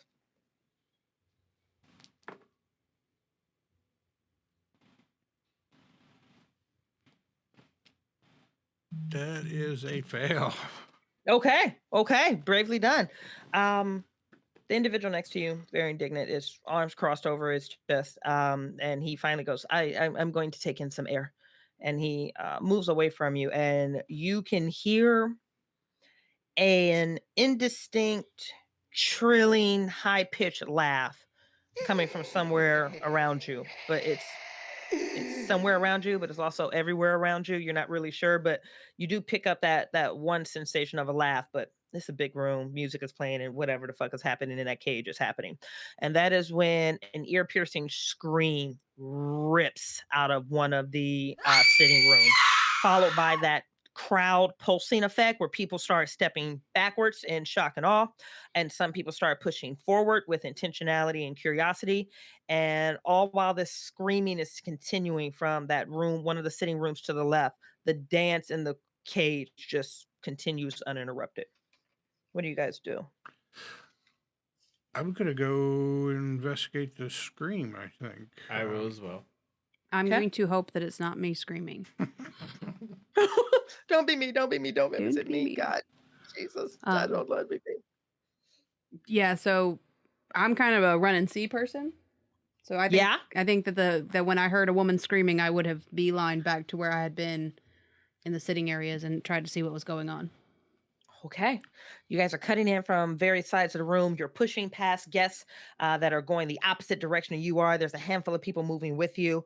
But my occultist, my lawyer, and my dilettante, you guys are headstrong. You're seeing what's going on, and you break past the last of the people moving the opposite direction. And in this massive sitting area that is completely cleared, other than a couple very shocked bystanders, you can see seated in one of the small armchairs is a woman who you had seen enter the party earlier. She was very mousy, but she was also very snooty towards you, Abigail. Mhm. Like you could tell the mousy game was like her trying to be cute, but that wasn't actually her personality. Right. You read through her like that one. She is seated on a chair. Her neck is completely bent off Ooh. the base of her spine.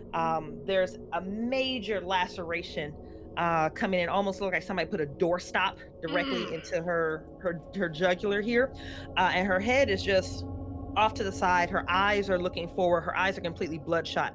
But other than the blood that you see in her eyes, you don't see any blood whatsoever out of this wound whatsoever. There's no blood on her shirt. There's no blood pouring out of this gash. It's just her on her chair, neck tilted up. I need sand checks across the board, please. I can usually tell when we're gonna have to roll sanity rolls when I start doing the creepy heebie-jeebie thing. I got a 7. It's a success. I rolled a 69. Nice. It's a fail. I rolled a 66, and that was a fail. Damn. Oh, beautiful. Okay, so my occultist, you're just like, He's like, totes. He's got like, this. "See this all I'm the thinking time?" of a painting I saw in Baroque Gallery that Okay. had the same fashion of Rambling. Yeah, just walk away. And then take a deep breath and just scoot out. So Giovanni, you are fine, but let me tell you, Roberto and Abigail, this is not a good look for you. You guys have lost 4 Whew. on your sand. That is not enough to trigger you into a bout of madness. However, this is enough to get you an involuntary reaction. I personally love panning those to the player. So what is your involuntary reaction as you're just looking at this corpse? So I think what I do is I immediately like rip the mask off and try to look at it with my real eyes. And when I begin to process what's it, I just fling myself, turn around, and clutch onto the first person who is there. Hopefully it's one of these two, but it could be a stranger, but just grab hold of them and just, take that steadying like moment to have somebody just right there that's not dead, Yeah. Yeah. Roll me a luck check, please. Luck. A 65, which is a success because I have 65. Yes, you guys love hitting it on the I nose. know. Dealer's choice. You want to grab onto Roberto or Giovanni? I'm going to say Giovanni so that Roberto has Okay. free reign of his involuntary reaction. Sexy. Way to be polite and set up Yeah. somebody else's insanity. Yeah. Is it Roberto? So prior to all of that, Roberto's plan So was to let out a very unmasculine yip and step behind Giovanni. But in trying to do so, he just bumped heads with you. Damn it. And got scared a second time and jumped back. And Damn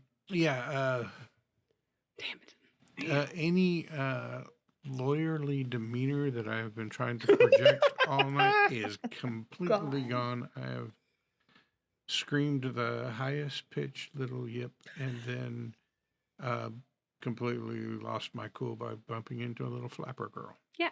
And I've lost all pretense of powerful woman and turned into a shriveling damsel in distress. Yeah. And Giovanni's fine. So, And Giovanni's like, fine. It's fine. Giovanni, you're fine. like, there's a woman Giovanni- on me. You've got this going on. You've got this corpse of this woman with a white mixed dress. It doesn't have a drop of blood on it, even though her body doesn't appear to have a drop of blood in it. There's screaming, there's commotion, and you notice that in the doorway is Cesare, who is the individual that escorted you guys to your gondolas. Is also who's been flirting and having a good time with Abigail. He leans into the door. He calls back over his shoulder and he says, "One down." And that's when screaming begins on the other side of the room. No. I'm going to shrug her off and make a beeline to Cesare and good sir, would you happen to have a moment? Oh, damn the politest, sir. What is one down? What do you mean one down? This woman is dead and you're just calling it out like next? I'm going to start hitting Cesare with my Explain mask. yourself. I'm going to start hitting with my mask. You let me out right now. Now. Let me this shit right now.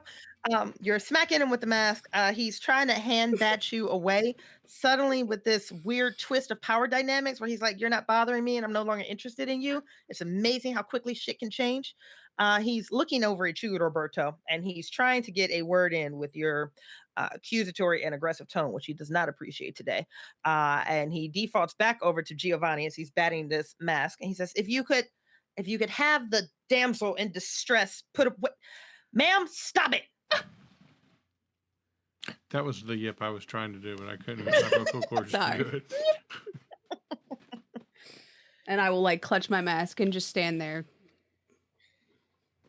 Sir, do you have any idea what's going on here? Because it seems so intriguing, and I'd really like to know what else you have in store for us. It's all been so exquisitely entertaining. Thank you. I appreciate that. I just please, took a would you step follow me? away from Giovanni. I think we both did. We were like, whoa, dude. Cesare opens his arm and is like, "Please have a seat." I will have a seat. Okay. I will not. I will not. You, sir, are being way too... And we need help here. And I'm going to start moving out to... I'm remembering that there was that one opening next to the kitchen that was like better sealed off and said staff only or something. I'm thinking maybe somebody there with some authority can blah, blah, blah, blah, blah. Okay, so you're running to the staff area. This is through a very upset crowd of people who are huddled together, who are crying, who are fainting, who are pulling at that door, pulling and shoving and trying to open that rattling door. The string quartet is still playing. The six in the cage are still dancing. You get to the staff room. Abigail, what are you doing? I am incapable of making decisions for myself, so I have clutched onto what seems like the more reasonable person in this group, Mr. Roberto, and followed him. I've got the back of his jacket, and you are not leaving me with him. You just got the lowest common denominator. So you're plus one-ing on the back of Roberto. So yeah, to me it seems more reasonable to not sit with the crazy dude. Next to the dead the one that's lady. like, hey, Right. what happens at 11? This has been great. Can I get the choreography? I do love JoJo though. He's like, this is JoJo's amazing. amazing. Okay, so JoJo, you move over to the seating area with Cesare, and he looks at the woman with the gash, and he just kind of like from behind picks her up by her elbows and just kind of pulls her over the back of the couch, and her body just flops in two big blops behind the chair. Ew. And he sits down where she was previously seated, and he offers you the seat in front of him. I am going to sit and turn to him and so I have the faintest inkling that this may be a visit from a star vampire, a devourer of stars, son of stars, however you may. And I was wondering if you could confirm or deny this for me. He says, "I would be happy to discuss this matter with you at length." And then you can tell he wants something. He wants something before he continues, and he gives you just a quick sniff of what the hell it is that he wants. He says, "So you're pleased with our presentation, our Yeah. rollout?" Yes, very. It's such a strange experience. I've just been enamored by the whole thing, and I hope it doesn't end until we could go all weekend. I'm We glad we kill came people in till separate Monday. cars. 'Cause I'm he's so not glad we riding didn't home with me. carpool. Right. Giovanni, the more you praise him, the more you praise the execution of what's been happening, the more you play up how terrifying it is, how spectacular it is, how mysterious it is, the more he's willing to feed you without so much as a roll. Like he's just more than Stroking happy his to feed ego. Yeah, but careful with what feed you mean. Right. Ba-dum-dum. Okay, so Giovanni, what I'm going to do is just basically give you the scenario because he feels good about his life.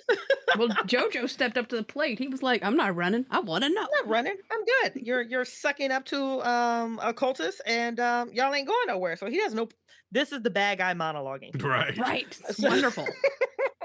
You rarely get to do that in these I kind of might games. as well tell you, you're dead Sure. anyway. I'm about to die in 10 minutes anyways. Yeah. So yeah, just You never get to you monologue. They're appreciate it. always running and screaming. There's so much. Just sit down, have a seat sometimes, and just talk it out with your prey. It's so much better that way.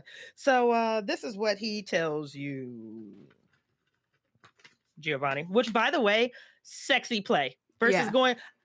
He was like, "Hey, let's talk." That was Bro it dope up role play. with him. It says he wants to meet people who can talk about strange experiences. So He found having him. one himself is great too. Listen, dope ass role play. I love it. I'm just giving you scenario. So, the Brotherhood of the 13 Sisters cult, which is what he is a member of, performs a ritual that requires the sacrifice of 13 human lives on a Friday the 13th to align with the 13 knots of the Silver Aster. The ceremony will bring in the luminous portal for the skinless queen's arrival, with purple bones and bloody tears, an avatar of the great old one. This time, the Brotherhood of the 13 performs the ritual at a masquerade ball to which you all were invited. The cult summoned a star vampire who obeys their commands. The invisible creature will feed upon 13 guests. So the witches, other members of the cult, can later sacrifice it, and its profane blood will strengthen the stellar knots for the portal's opening. And they're going to open that portal right in that goddamn cage. So you're doing all this. You didn't have willing participants. You're just going willy-nilly through all the. Can I sign up for the next roster? You're When just is going phase 2? Can I be a sacrifice? like surprise. You're going to be killed, and you're not letting people who would enjoy and savor the experience. Oh, the Brotherhood of the 13 Sisters is an intimate organization. We didn't have the bodies to spare. Plus, where's the theatricality in that? This is, well, as you've said, so much more fun. Well, it's more of a prank than actual entertainment at that point, and there's no such thing as a nice prank if everyone's not having fun, and apparently there are going to be 13 people here not having a whole lot of fun. Word to the wise: don't insult the cult leader like that. No, but no, we're good. We're good. We're good. Oh my He's just God. going to put him next on the list. He says, "But good sir, we are having fun. We're having loads of fun." Well, yes, we are, but what about this lady here? Jesus, he's one of them. Oh, he looks over his shoulder at the corpse on the floor. He's like, "That's just meat. Do you cry over the cows that you sacrifice for your steaks? No." And Nor shall I've we. eaten plenty of breads, but the point is, Oh my God. we could have found people who would have volunteered and treasured the experience, and I think the best thing for me to do would be to go ahead and get out of here and maybe make a way for all these unwilling participants to leave, because there's no cosmic balance in forcing people to do whatever this is. You should have done the homework, man. This is the point in where you're signing up for the union and they tell you about the dues and you're like, this is bullshit. I'm not signing up for no dues. Giovanni over here telling the bad is guys, bullshit. you half-assed this. You phoned it in, and I don't like. Can I talk to your manager? Let me tell you how to run a You put real all your cult. budget in fun invitations and a string quartet, and you missed the mark. This isn't I a want a cult. This better is the cult. Girl Scouts. You can see him beginning to grind his back teeth as you're talking, Giovanni. You can see him getting more and more. And this isn't just I'm angry. He is deep-seated raging in this chair right now. You can see his fingers nervously tapping on top of the armchair.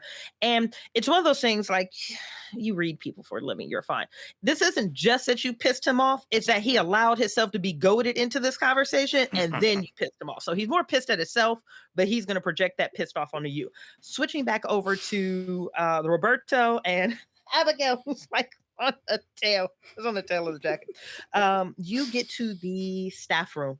And right now it's just a black curtain pulled. The things you do see, though, that screen that had popped off on this side of the room, you do finally figure out what that is, because as you two are, Abigail's on his tail and you're running towards the door, a pair of feet go past your foreheads at some point where you actually have to stop because there is a woman that is being dragged across the ceiling.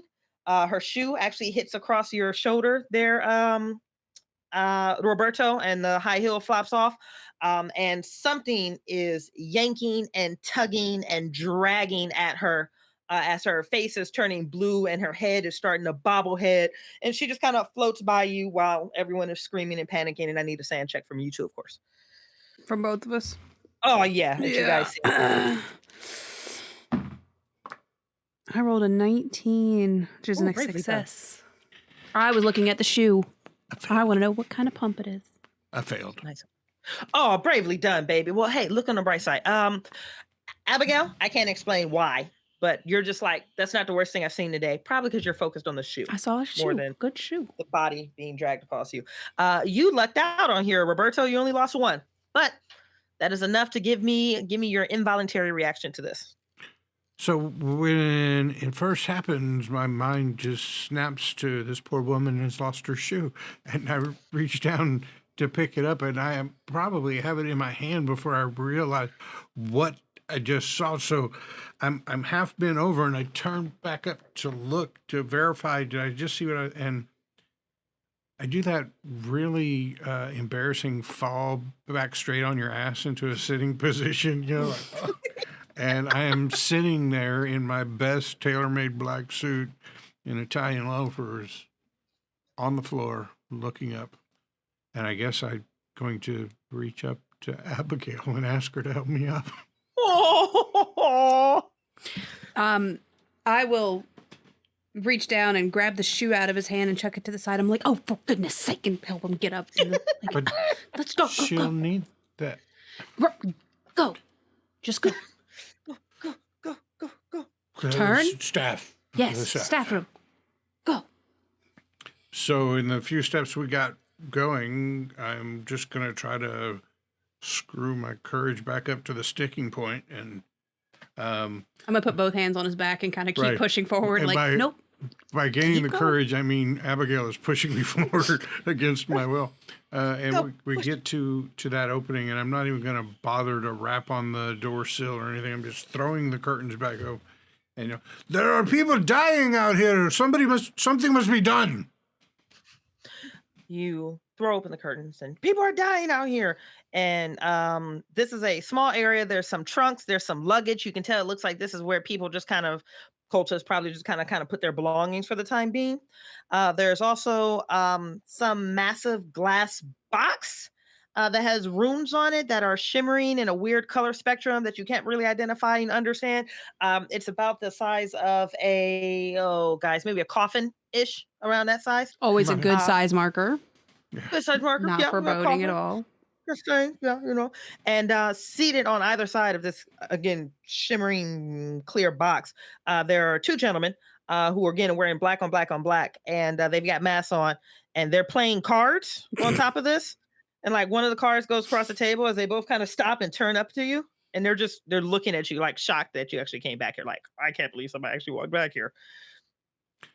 What is going on? Oh, Giovanni would really be interested in that. What is going on here? Damn it, man. There are people. Come, stop this. You're the staff. Come, staff. They exchange a look. And one of the gentlemen puts his hand down, and he looks at it to make sure it doesn't slide off of this glass box. And he moves directly up to you. He says, then die quietly. He slowly starts pulling the curtain closed. We are. There's an expression for it I've heard when I've traveled to New York. We are fucked. Put it on a t-shirt. I'm going to look at this curtain as though it were a solid brick wall. I have been so, affronted. I'm like,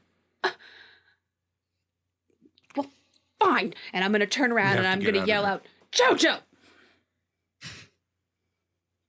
We have to get out of here. Jojo, we have to get out of you here. can hear your voice being called. Very shrill. Over the screams of people and the screams of a woman who has now gone quiet from the hallway. Or from somewhere on the other side. And it takes my mind off of Cesare in front of me, and I know what I have to do. And I bolt out of the room and climb atop the cage and stand atop the cage and say, attention, everyone.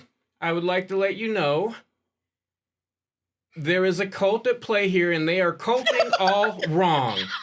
They are not taking acolytes and making a sacrifice to welcome in some great new thing. They have decided to take all of you without your consent, without even approaching you. We're fucked! Everybody get out of here! I'm gonna run up to the cage and start hitting JoJo's shoe. Get down from there. Get down. I'm going to start pushing people towards the door and finish by pushing people out of my way as I go to the door. All right. So there's so much horrific comedy happening right now, guys. It's fucking hysterical. I want to do a quick roundtable because it's too good to actually ignore. I am going to start down here with Roberto. Just give me a quick narrative on what you're doing. All right. So, see Giovanni up there doing, and I know from the short time I've known him that he is going to have a 15-minute monologue before he gets to what should everybody do. And so I just yell, we're fucked, everybody get to the door, and I start pushing people, but apparently some of them are interested in whatever this diatribe is that's happening on the top of the cage. So I eventually just decide I will lead by example, and I start pushing people out of my way and making my way to the door, which at this point I do not know is locked and barred. Ooh, okay. All right. So you're pushing, and eventually when you get to the front of that door, you're just like, we really are all fucked. Yeah. I'll turn my I was right! We are fucked! Correct all the way into death, damn it. Abigail, give me narrative on what you're doing right now, especially with this hitting his shoe on top of the crate, because that's amazing. So as I start hitting him, with my mask or my purse or something and telling him, you need to get down right now. Jojo, we are locked in here. People are dying. I need you down here helping and not just trying to fix the cult's administrative problems, please. It's not administrative. They're not putting in the effort that they should, but Jojo! It's okay. Don't be afraid. Get You down! told me how to do it all. The next time there's a Friday the 13th, we can do it ourselves and it right this Jojo, time. if you know how to do it, I'll get down here and help us stop it. Jojo, help us stop it. Help us stop. Okay, wait. You have a baseline on Star Vampires, and arrogant dumbass just spilled the entire scenario to you. Roll me an occult check. 94. Good for you. The first fail. Use the luck, bro. Yeah, Don't I'll burn use the luck. You want to 14 push it? I'll use 14 Is luck. that all it takes? Yeah, for his you to occult's get an a 80. 94 to succeed? Dang. I was like, dude, for normally a 94, you're like, it's an auto fail, but I'm like, no, you're close enough. You can do this. Shit. Okay. So,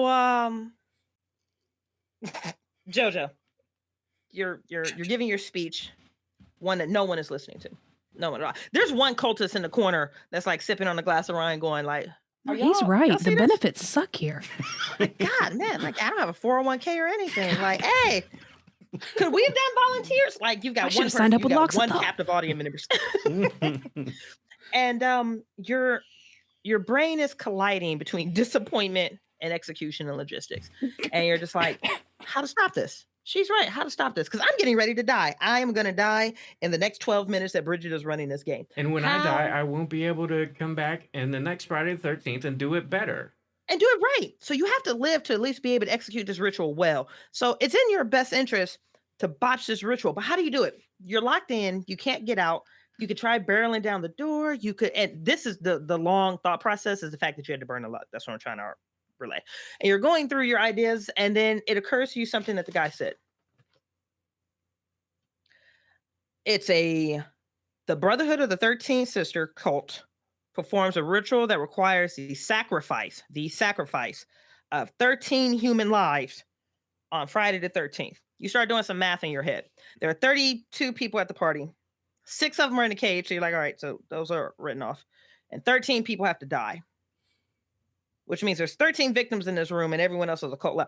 You just need to, one of you just needs to kill a regular person or escape. Those are the 2 options that you can get to botch this ritual.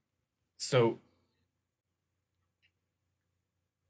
okay, I know how to fix it. If one of us can get out, or if we can kill one person in a way that's not sacrificey, We're good.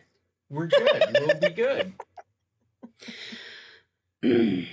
Okay, a little bit of narrative question here. So I have a pretty good handgun skill. Would I have, one of those little tiny like chick pistols in my bag, or like strapped to a thigh, or? Hell yeah, you would. Okay. Because why not? Because yes, you I damn just sure do. want to. High on your thigh? Yeah, And if those are the choices, it's definitely strapped to your thigh. 100% strapped to the thigh. Yeah. So I like lift up my dress indecently high and pull that gun out and just very brazenly like, I am far too young and pretty to die. Oh. So I'm going to look around the room and I'm going to try to find whichever female was the absolute rudest to me. That The would be way the this mousy turns chick. The so mousy girl. fucking fast. Okay. All right. I'm gonna tee this up over to Steve. I'm calling you that character I'm calling you by your name because I'm gonna tee this up to you as a keeper assistant. Abigail, you've got your little chick pistol, and you're scanning the room for who's that chick that really irritates the shit out of you. And it's about that point, another explosion of screaming happens, and you just see this red splash of liquid fly from one side of a room to the other. Ooh. In one of those lounge everywhere. And like tentacles that are wrapped both in blood, but are also illuminating with this internal glowy blood, are curling around the edge of a door frame. And you can see them getting larger, and you can see them pulsing. And then there's a sudden movement, and then like another body is just dragged out of view. And keep teeing you up. Steve, give me a quick background narrative on the girl that annoyed the shit out of Abigail earlier today at the party. I'm certain that it was the mousy chick who really just put the mousiness on as a pretense that only you, Abigail, would recognize, of her letting you know that she was better than you, she was richer than you, she had more power than you, and she knew your looks were going to fade. And all of that with a look or a single comment put you at a point where all of your charisma and confidence, you felt just collapse into one thing, and that was your looks. You forgot about your intelligence, you forgot about your wisdom, your ability to talk to people, and she made you think that it was all just about your looks, and in a few years, all that would be gone. And it really pissed you off. Can I do a quick modification on that, Steve? Please. Just a tiny one? Please. Just because I am at 8 minutes. Over here towards you, Emily. He said that was the mousy girl. Mm-hmm. She's dead.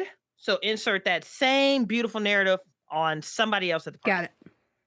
There was one of those like blonde bombshells who's too cool for the cute new bob cuts. She keeps her hair long and wavy. Yeah.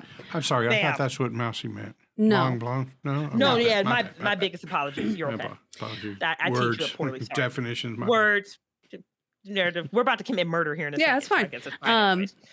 And as I see her, a couple feet away from me, maybe 10 feet away from me, I'm going to kind of have that moment of, I'll show you who's going to be pretty in a couple years. And I'm going to look at JoJo and say, be right back.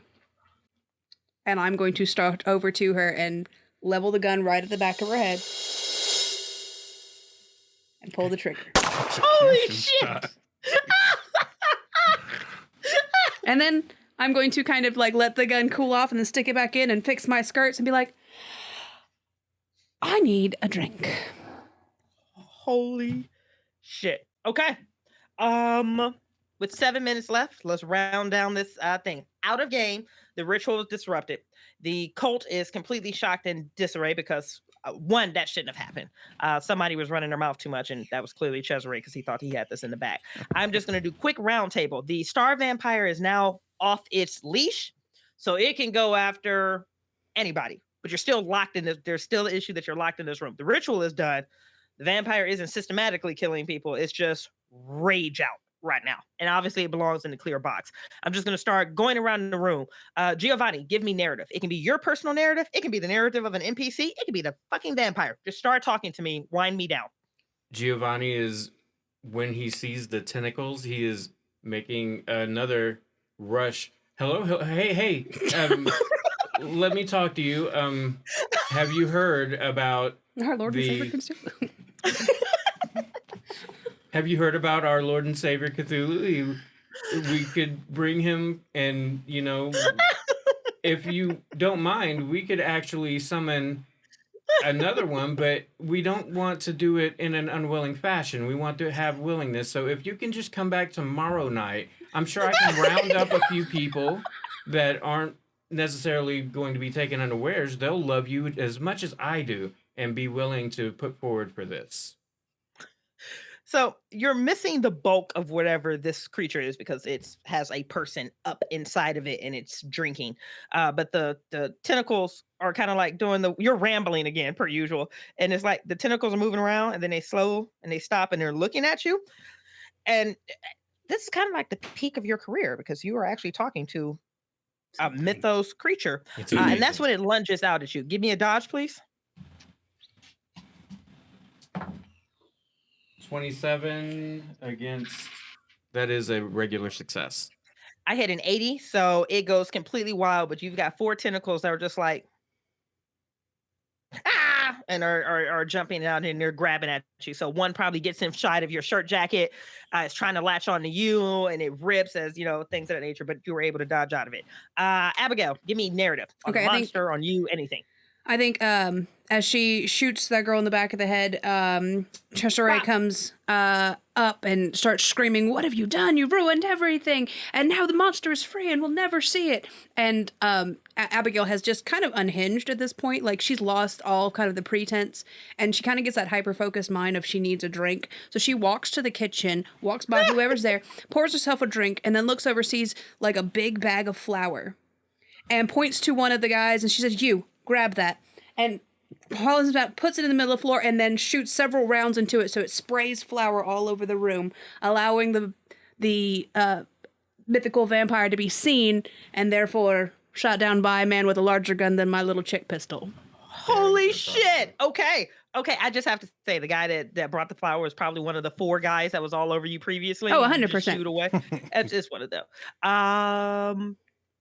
Roberto, give me something. So I turn back from the door. It's locked just in time to see Abigail put a bullet in the back of the skull of a completely innocent woman who drops to the ground. I see Cesare come out looking angry. I see Giovanni doing something with an air octopus for all I can tell. And I run to the lady who's just been shot. And everything gets quiet around me. This is, there's something more upsetting about the bullet in the back of her head than the vampire-y shit that was going on. And I lean down there and I realize that she's dead. And I think I was almost going to try to get Abigail to go for a ride in the Alfa Romeo with me, but that chick seems a little weird. And this poor woman, and then the lawyer in me kicks in. So the 2 with the vampire, the 3, is it 4 now? I don't know. There was a lot of vampire deaths, but who are they ever going to sue? But this woman's family? And then I quietly take a business card out and slide it into her clutch purse, stand up, and straighten up my tie, and walk back into the room looking for a drink myself. And with 2 minutes left, and again, obviously this is a narrative wind down, we're skipping sand checks and all that fun stuff. John, take us home. Wrap it out. So eventually one of the cultists decides, hey, I would like to live tonight, and they do whatever signal they had for the door to be unlocked, and the door is unlocked and opened, and from there, the people who want to leave can. Giovanni just did a hostile takeover of this cult. Let me do this like it's supposed to be done. And Giovanni is trying to talk some sense into the vampire. Just hold on. We will get it all together. Just hold on. And I don't think it works, but you can tell me that part. Okay. Beautifully articulated, by the way, with some cultists. It's like, you know who it is? Probably Bridgett. Yeah. Listen, I'm not fucking dying. This thing is off the leash now. Yeah. So she opens the door, does a very poor job of trying to direct traffic out of it, but the room begins to empty. Giovanni, you continue trying to negotiate with this vampire. You keep trying to explain to like another Friday the 13th is coming.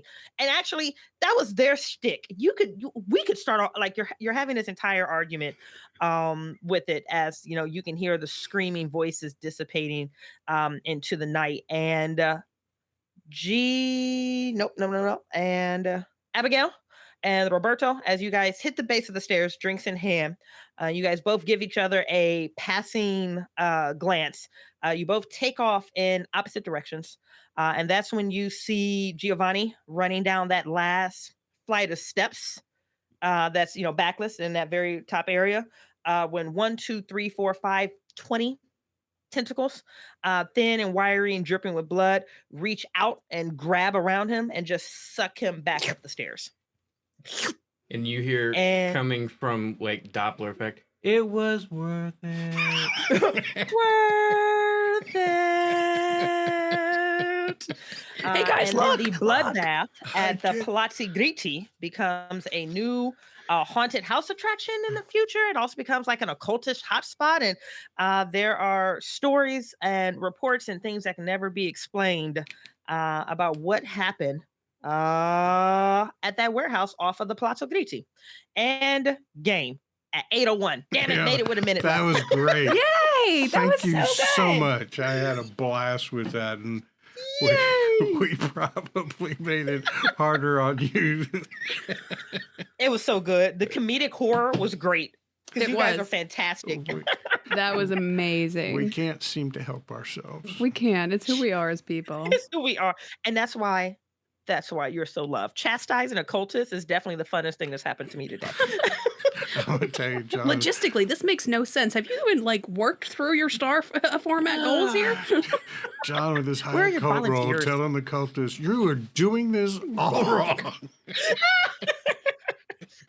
Then trying to negotiate with the monster too. Right. I gotta say, that's probably the most unique way of handling one of these situations I've ever seen, us or anybody do, where he's just like, well, no, legitimately, is this your master plan? Because it seems a little not put together.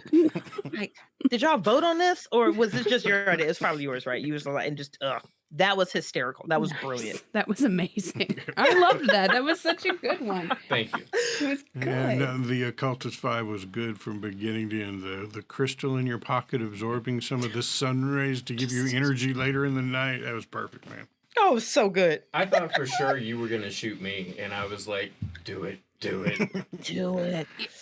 Honestly, I just feel like she's such a jealous type of other females. It had to have been some girl who just gave her side eye, and she was like, you know what? I've had enough tonight. I just ended it. It's so cold-blooded. It's beautiful. I love the lack of hesitation. To get out of here and then disrupt the ritual, you just have to kill an innocent person. Where's that asshole? Where's that? I think Abigail has enough boasting of her own self-importance that to her it's justified. She's like, no, yeah, that's fine. Pulls out the gun. She's like, I can do that. I'm not sure how Roberto felt about it, but Steve wishes we had had more of an ethical dilemma there. Just a little bit more. Like, oh, really? Just kill one person? Okay. Well, that's it. Just one. That's it? One innocent person? That's it? Okay. Got it. When I took psychology and they're like, there's 2 tracks. One has 1 person, one has 5 people. Which way to go? I'm like, 1? They're a doctor. I don't care.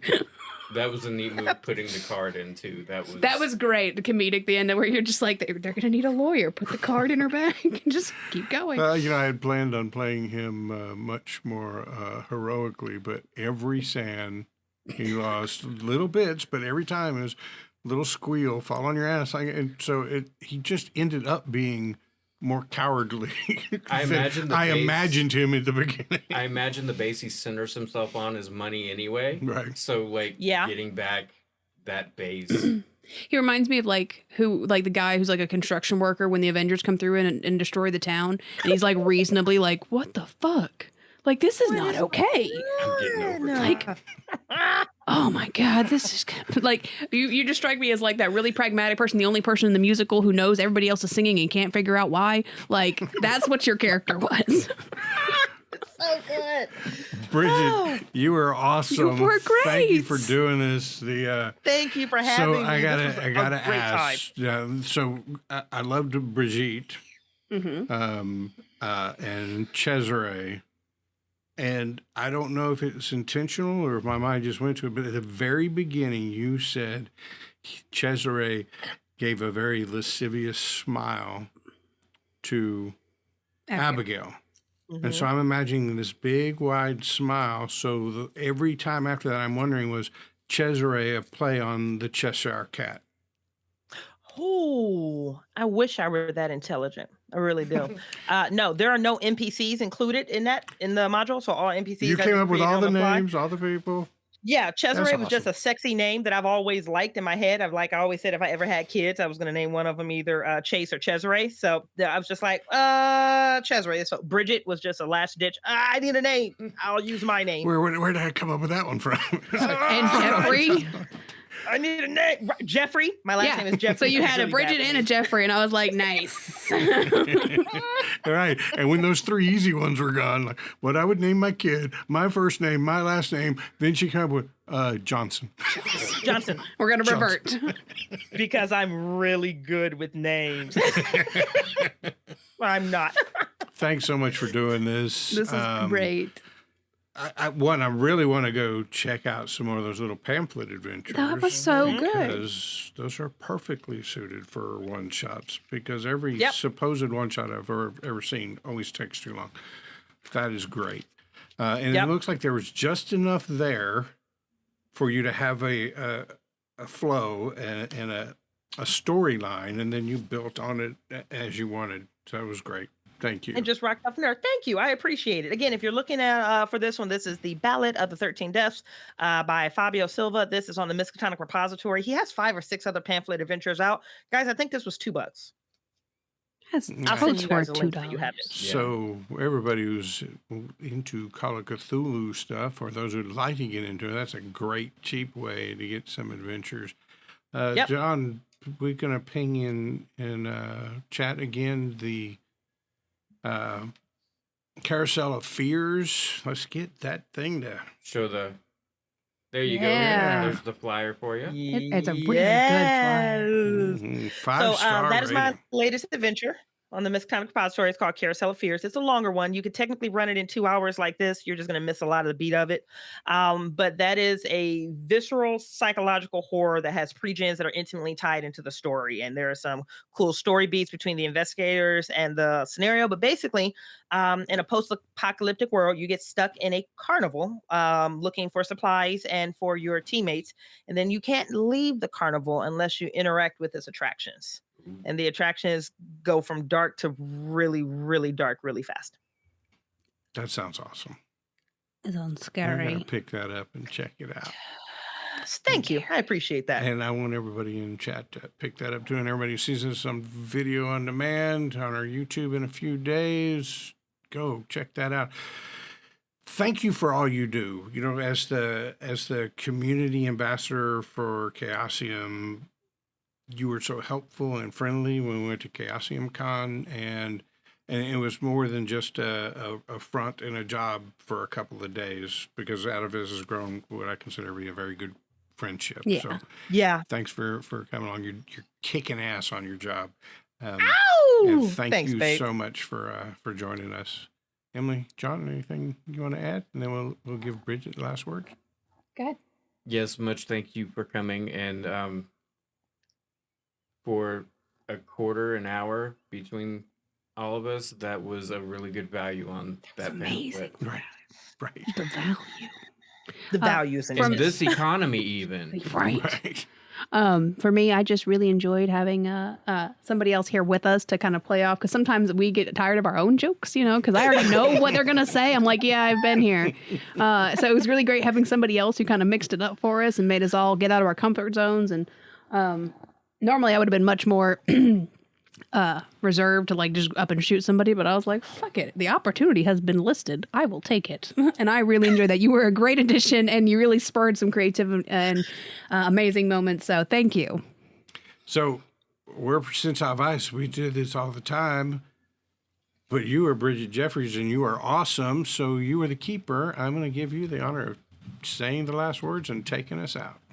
Oh, beautiful. No pressure at all. None. None whatsoever. Walking out the door, I am Bridgett Jeffries. You can reach out to me at symphonyentertainment.com. Has been listed in the chat. You guys are awesome for that, by the way. If you would like to publish your own material on the Miskatonic Repository, Chaosium 7th edition Call of Cthulhu community content platform, feel free to email me. That'd be Bridgett@chaosium.com. That is bridge that you walk across with 2 T's at chaosium.com. And my closing remark, I would say, is thank you so much, Percentile Vice, for having me. You guys were creative. You had minimal prep on the front end on what to expect. I didn't even give you the title of the scenario. You guys came with your characters. They were fleshed out. They were fun. They were organic. And let's be honest, you guys carried the narrative on a good 50% of this game, because a lot of times I was like, I don't feel creative. You describe it. But that's what And made it was fun. brilliant. I'm so going to steal that, I too. loved it. I should do that more. I would have to prep a lot less. And I'm saying, John, what does the room look like? It's green. It's great. Yeah, it is. It's a green ass room, and rock out from there. Yeah, it's just creative people make my heart happy, and you guys are creative people. So thank you for having me on the show. Thank you for trusting me to run you through a scenario. And in closing, thank you to Fábio Silva for Pamphlet Adventures. Like this, Hell yeah. Yeah, thank you, Fábio. Brilliant. That was great. And if you'd like to see more of Bridgett on the acting side of things, she is doing work with the Ain't Slayed Nobody podcast in season 2. Yes. Yes, thank you. And then if you want to hear me ramble about all things horrific and role-playing games, I'm Always. a co-host on the Miskatonic University Podcast. So you can Come check up. that out at www.mu-podcast.com. Cool. Wonderful. Well, guys, it has been an absolute pleasure tonight. We are going to wrap things up here. Give us a like on the channel if you enjoyed it here, and we'll see you guys next time. Thanks, everybody. Bye. Bye, guys. Bye.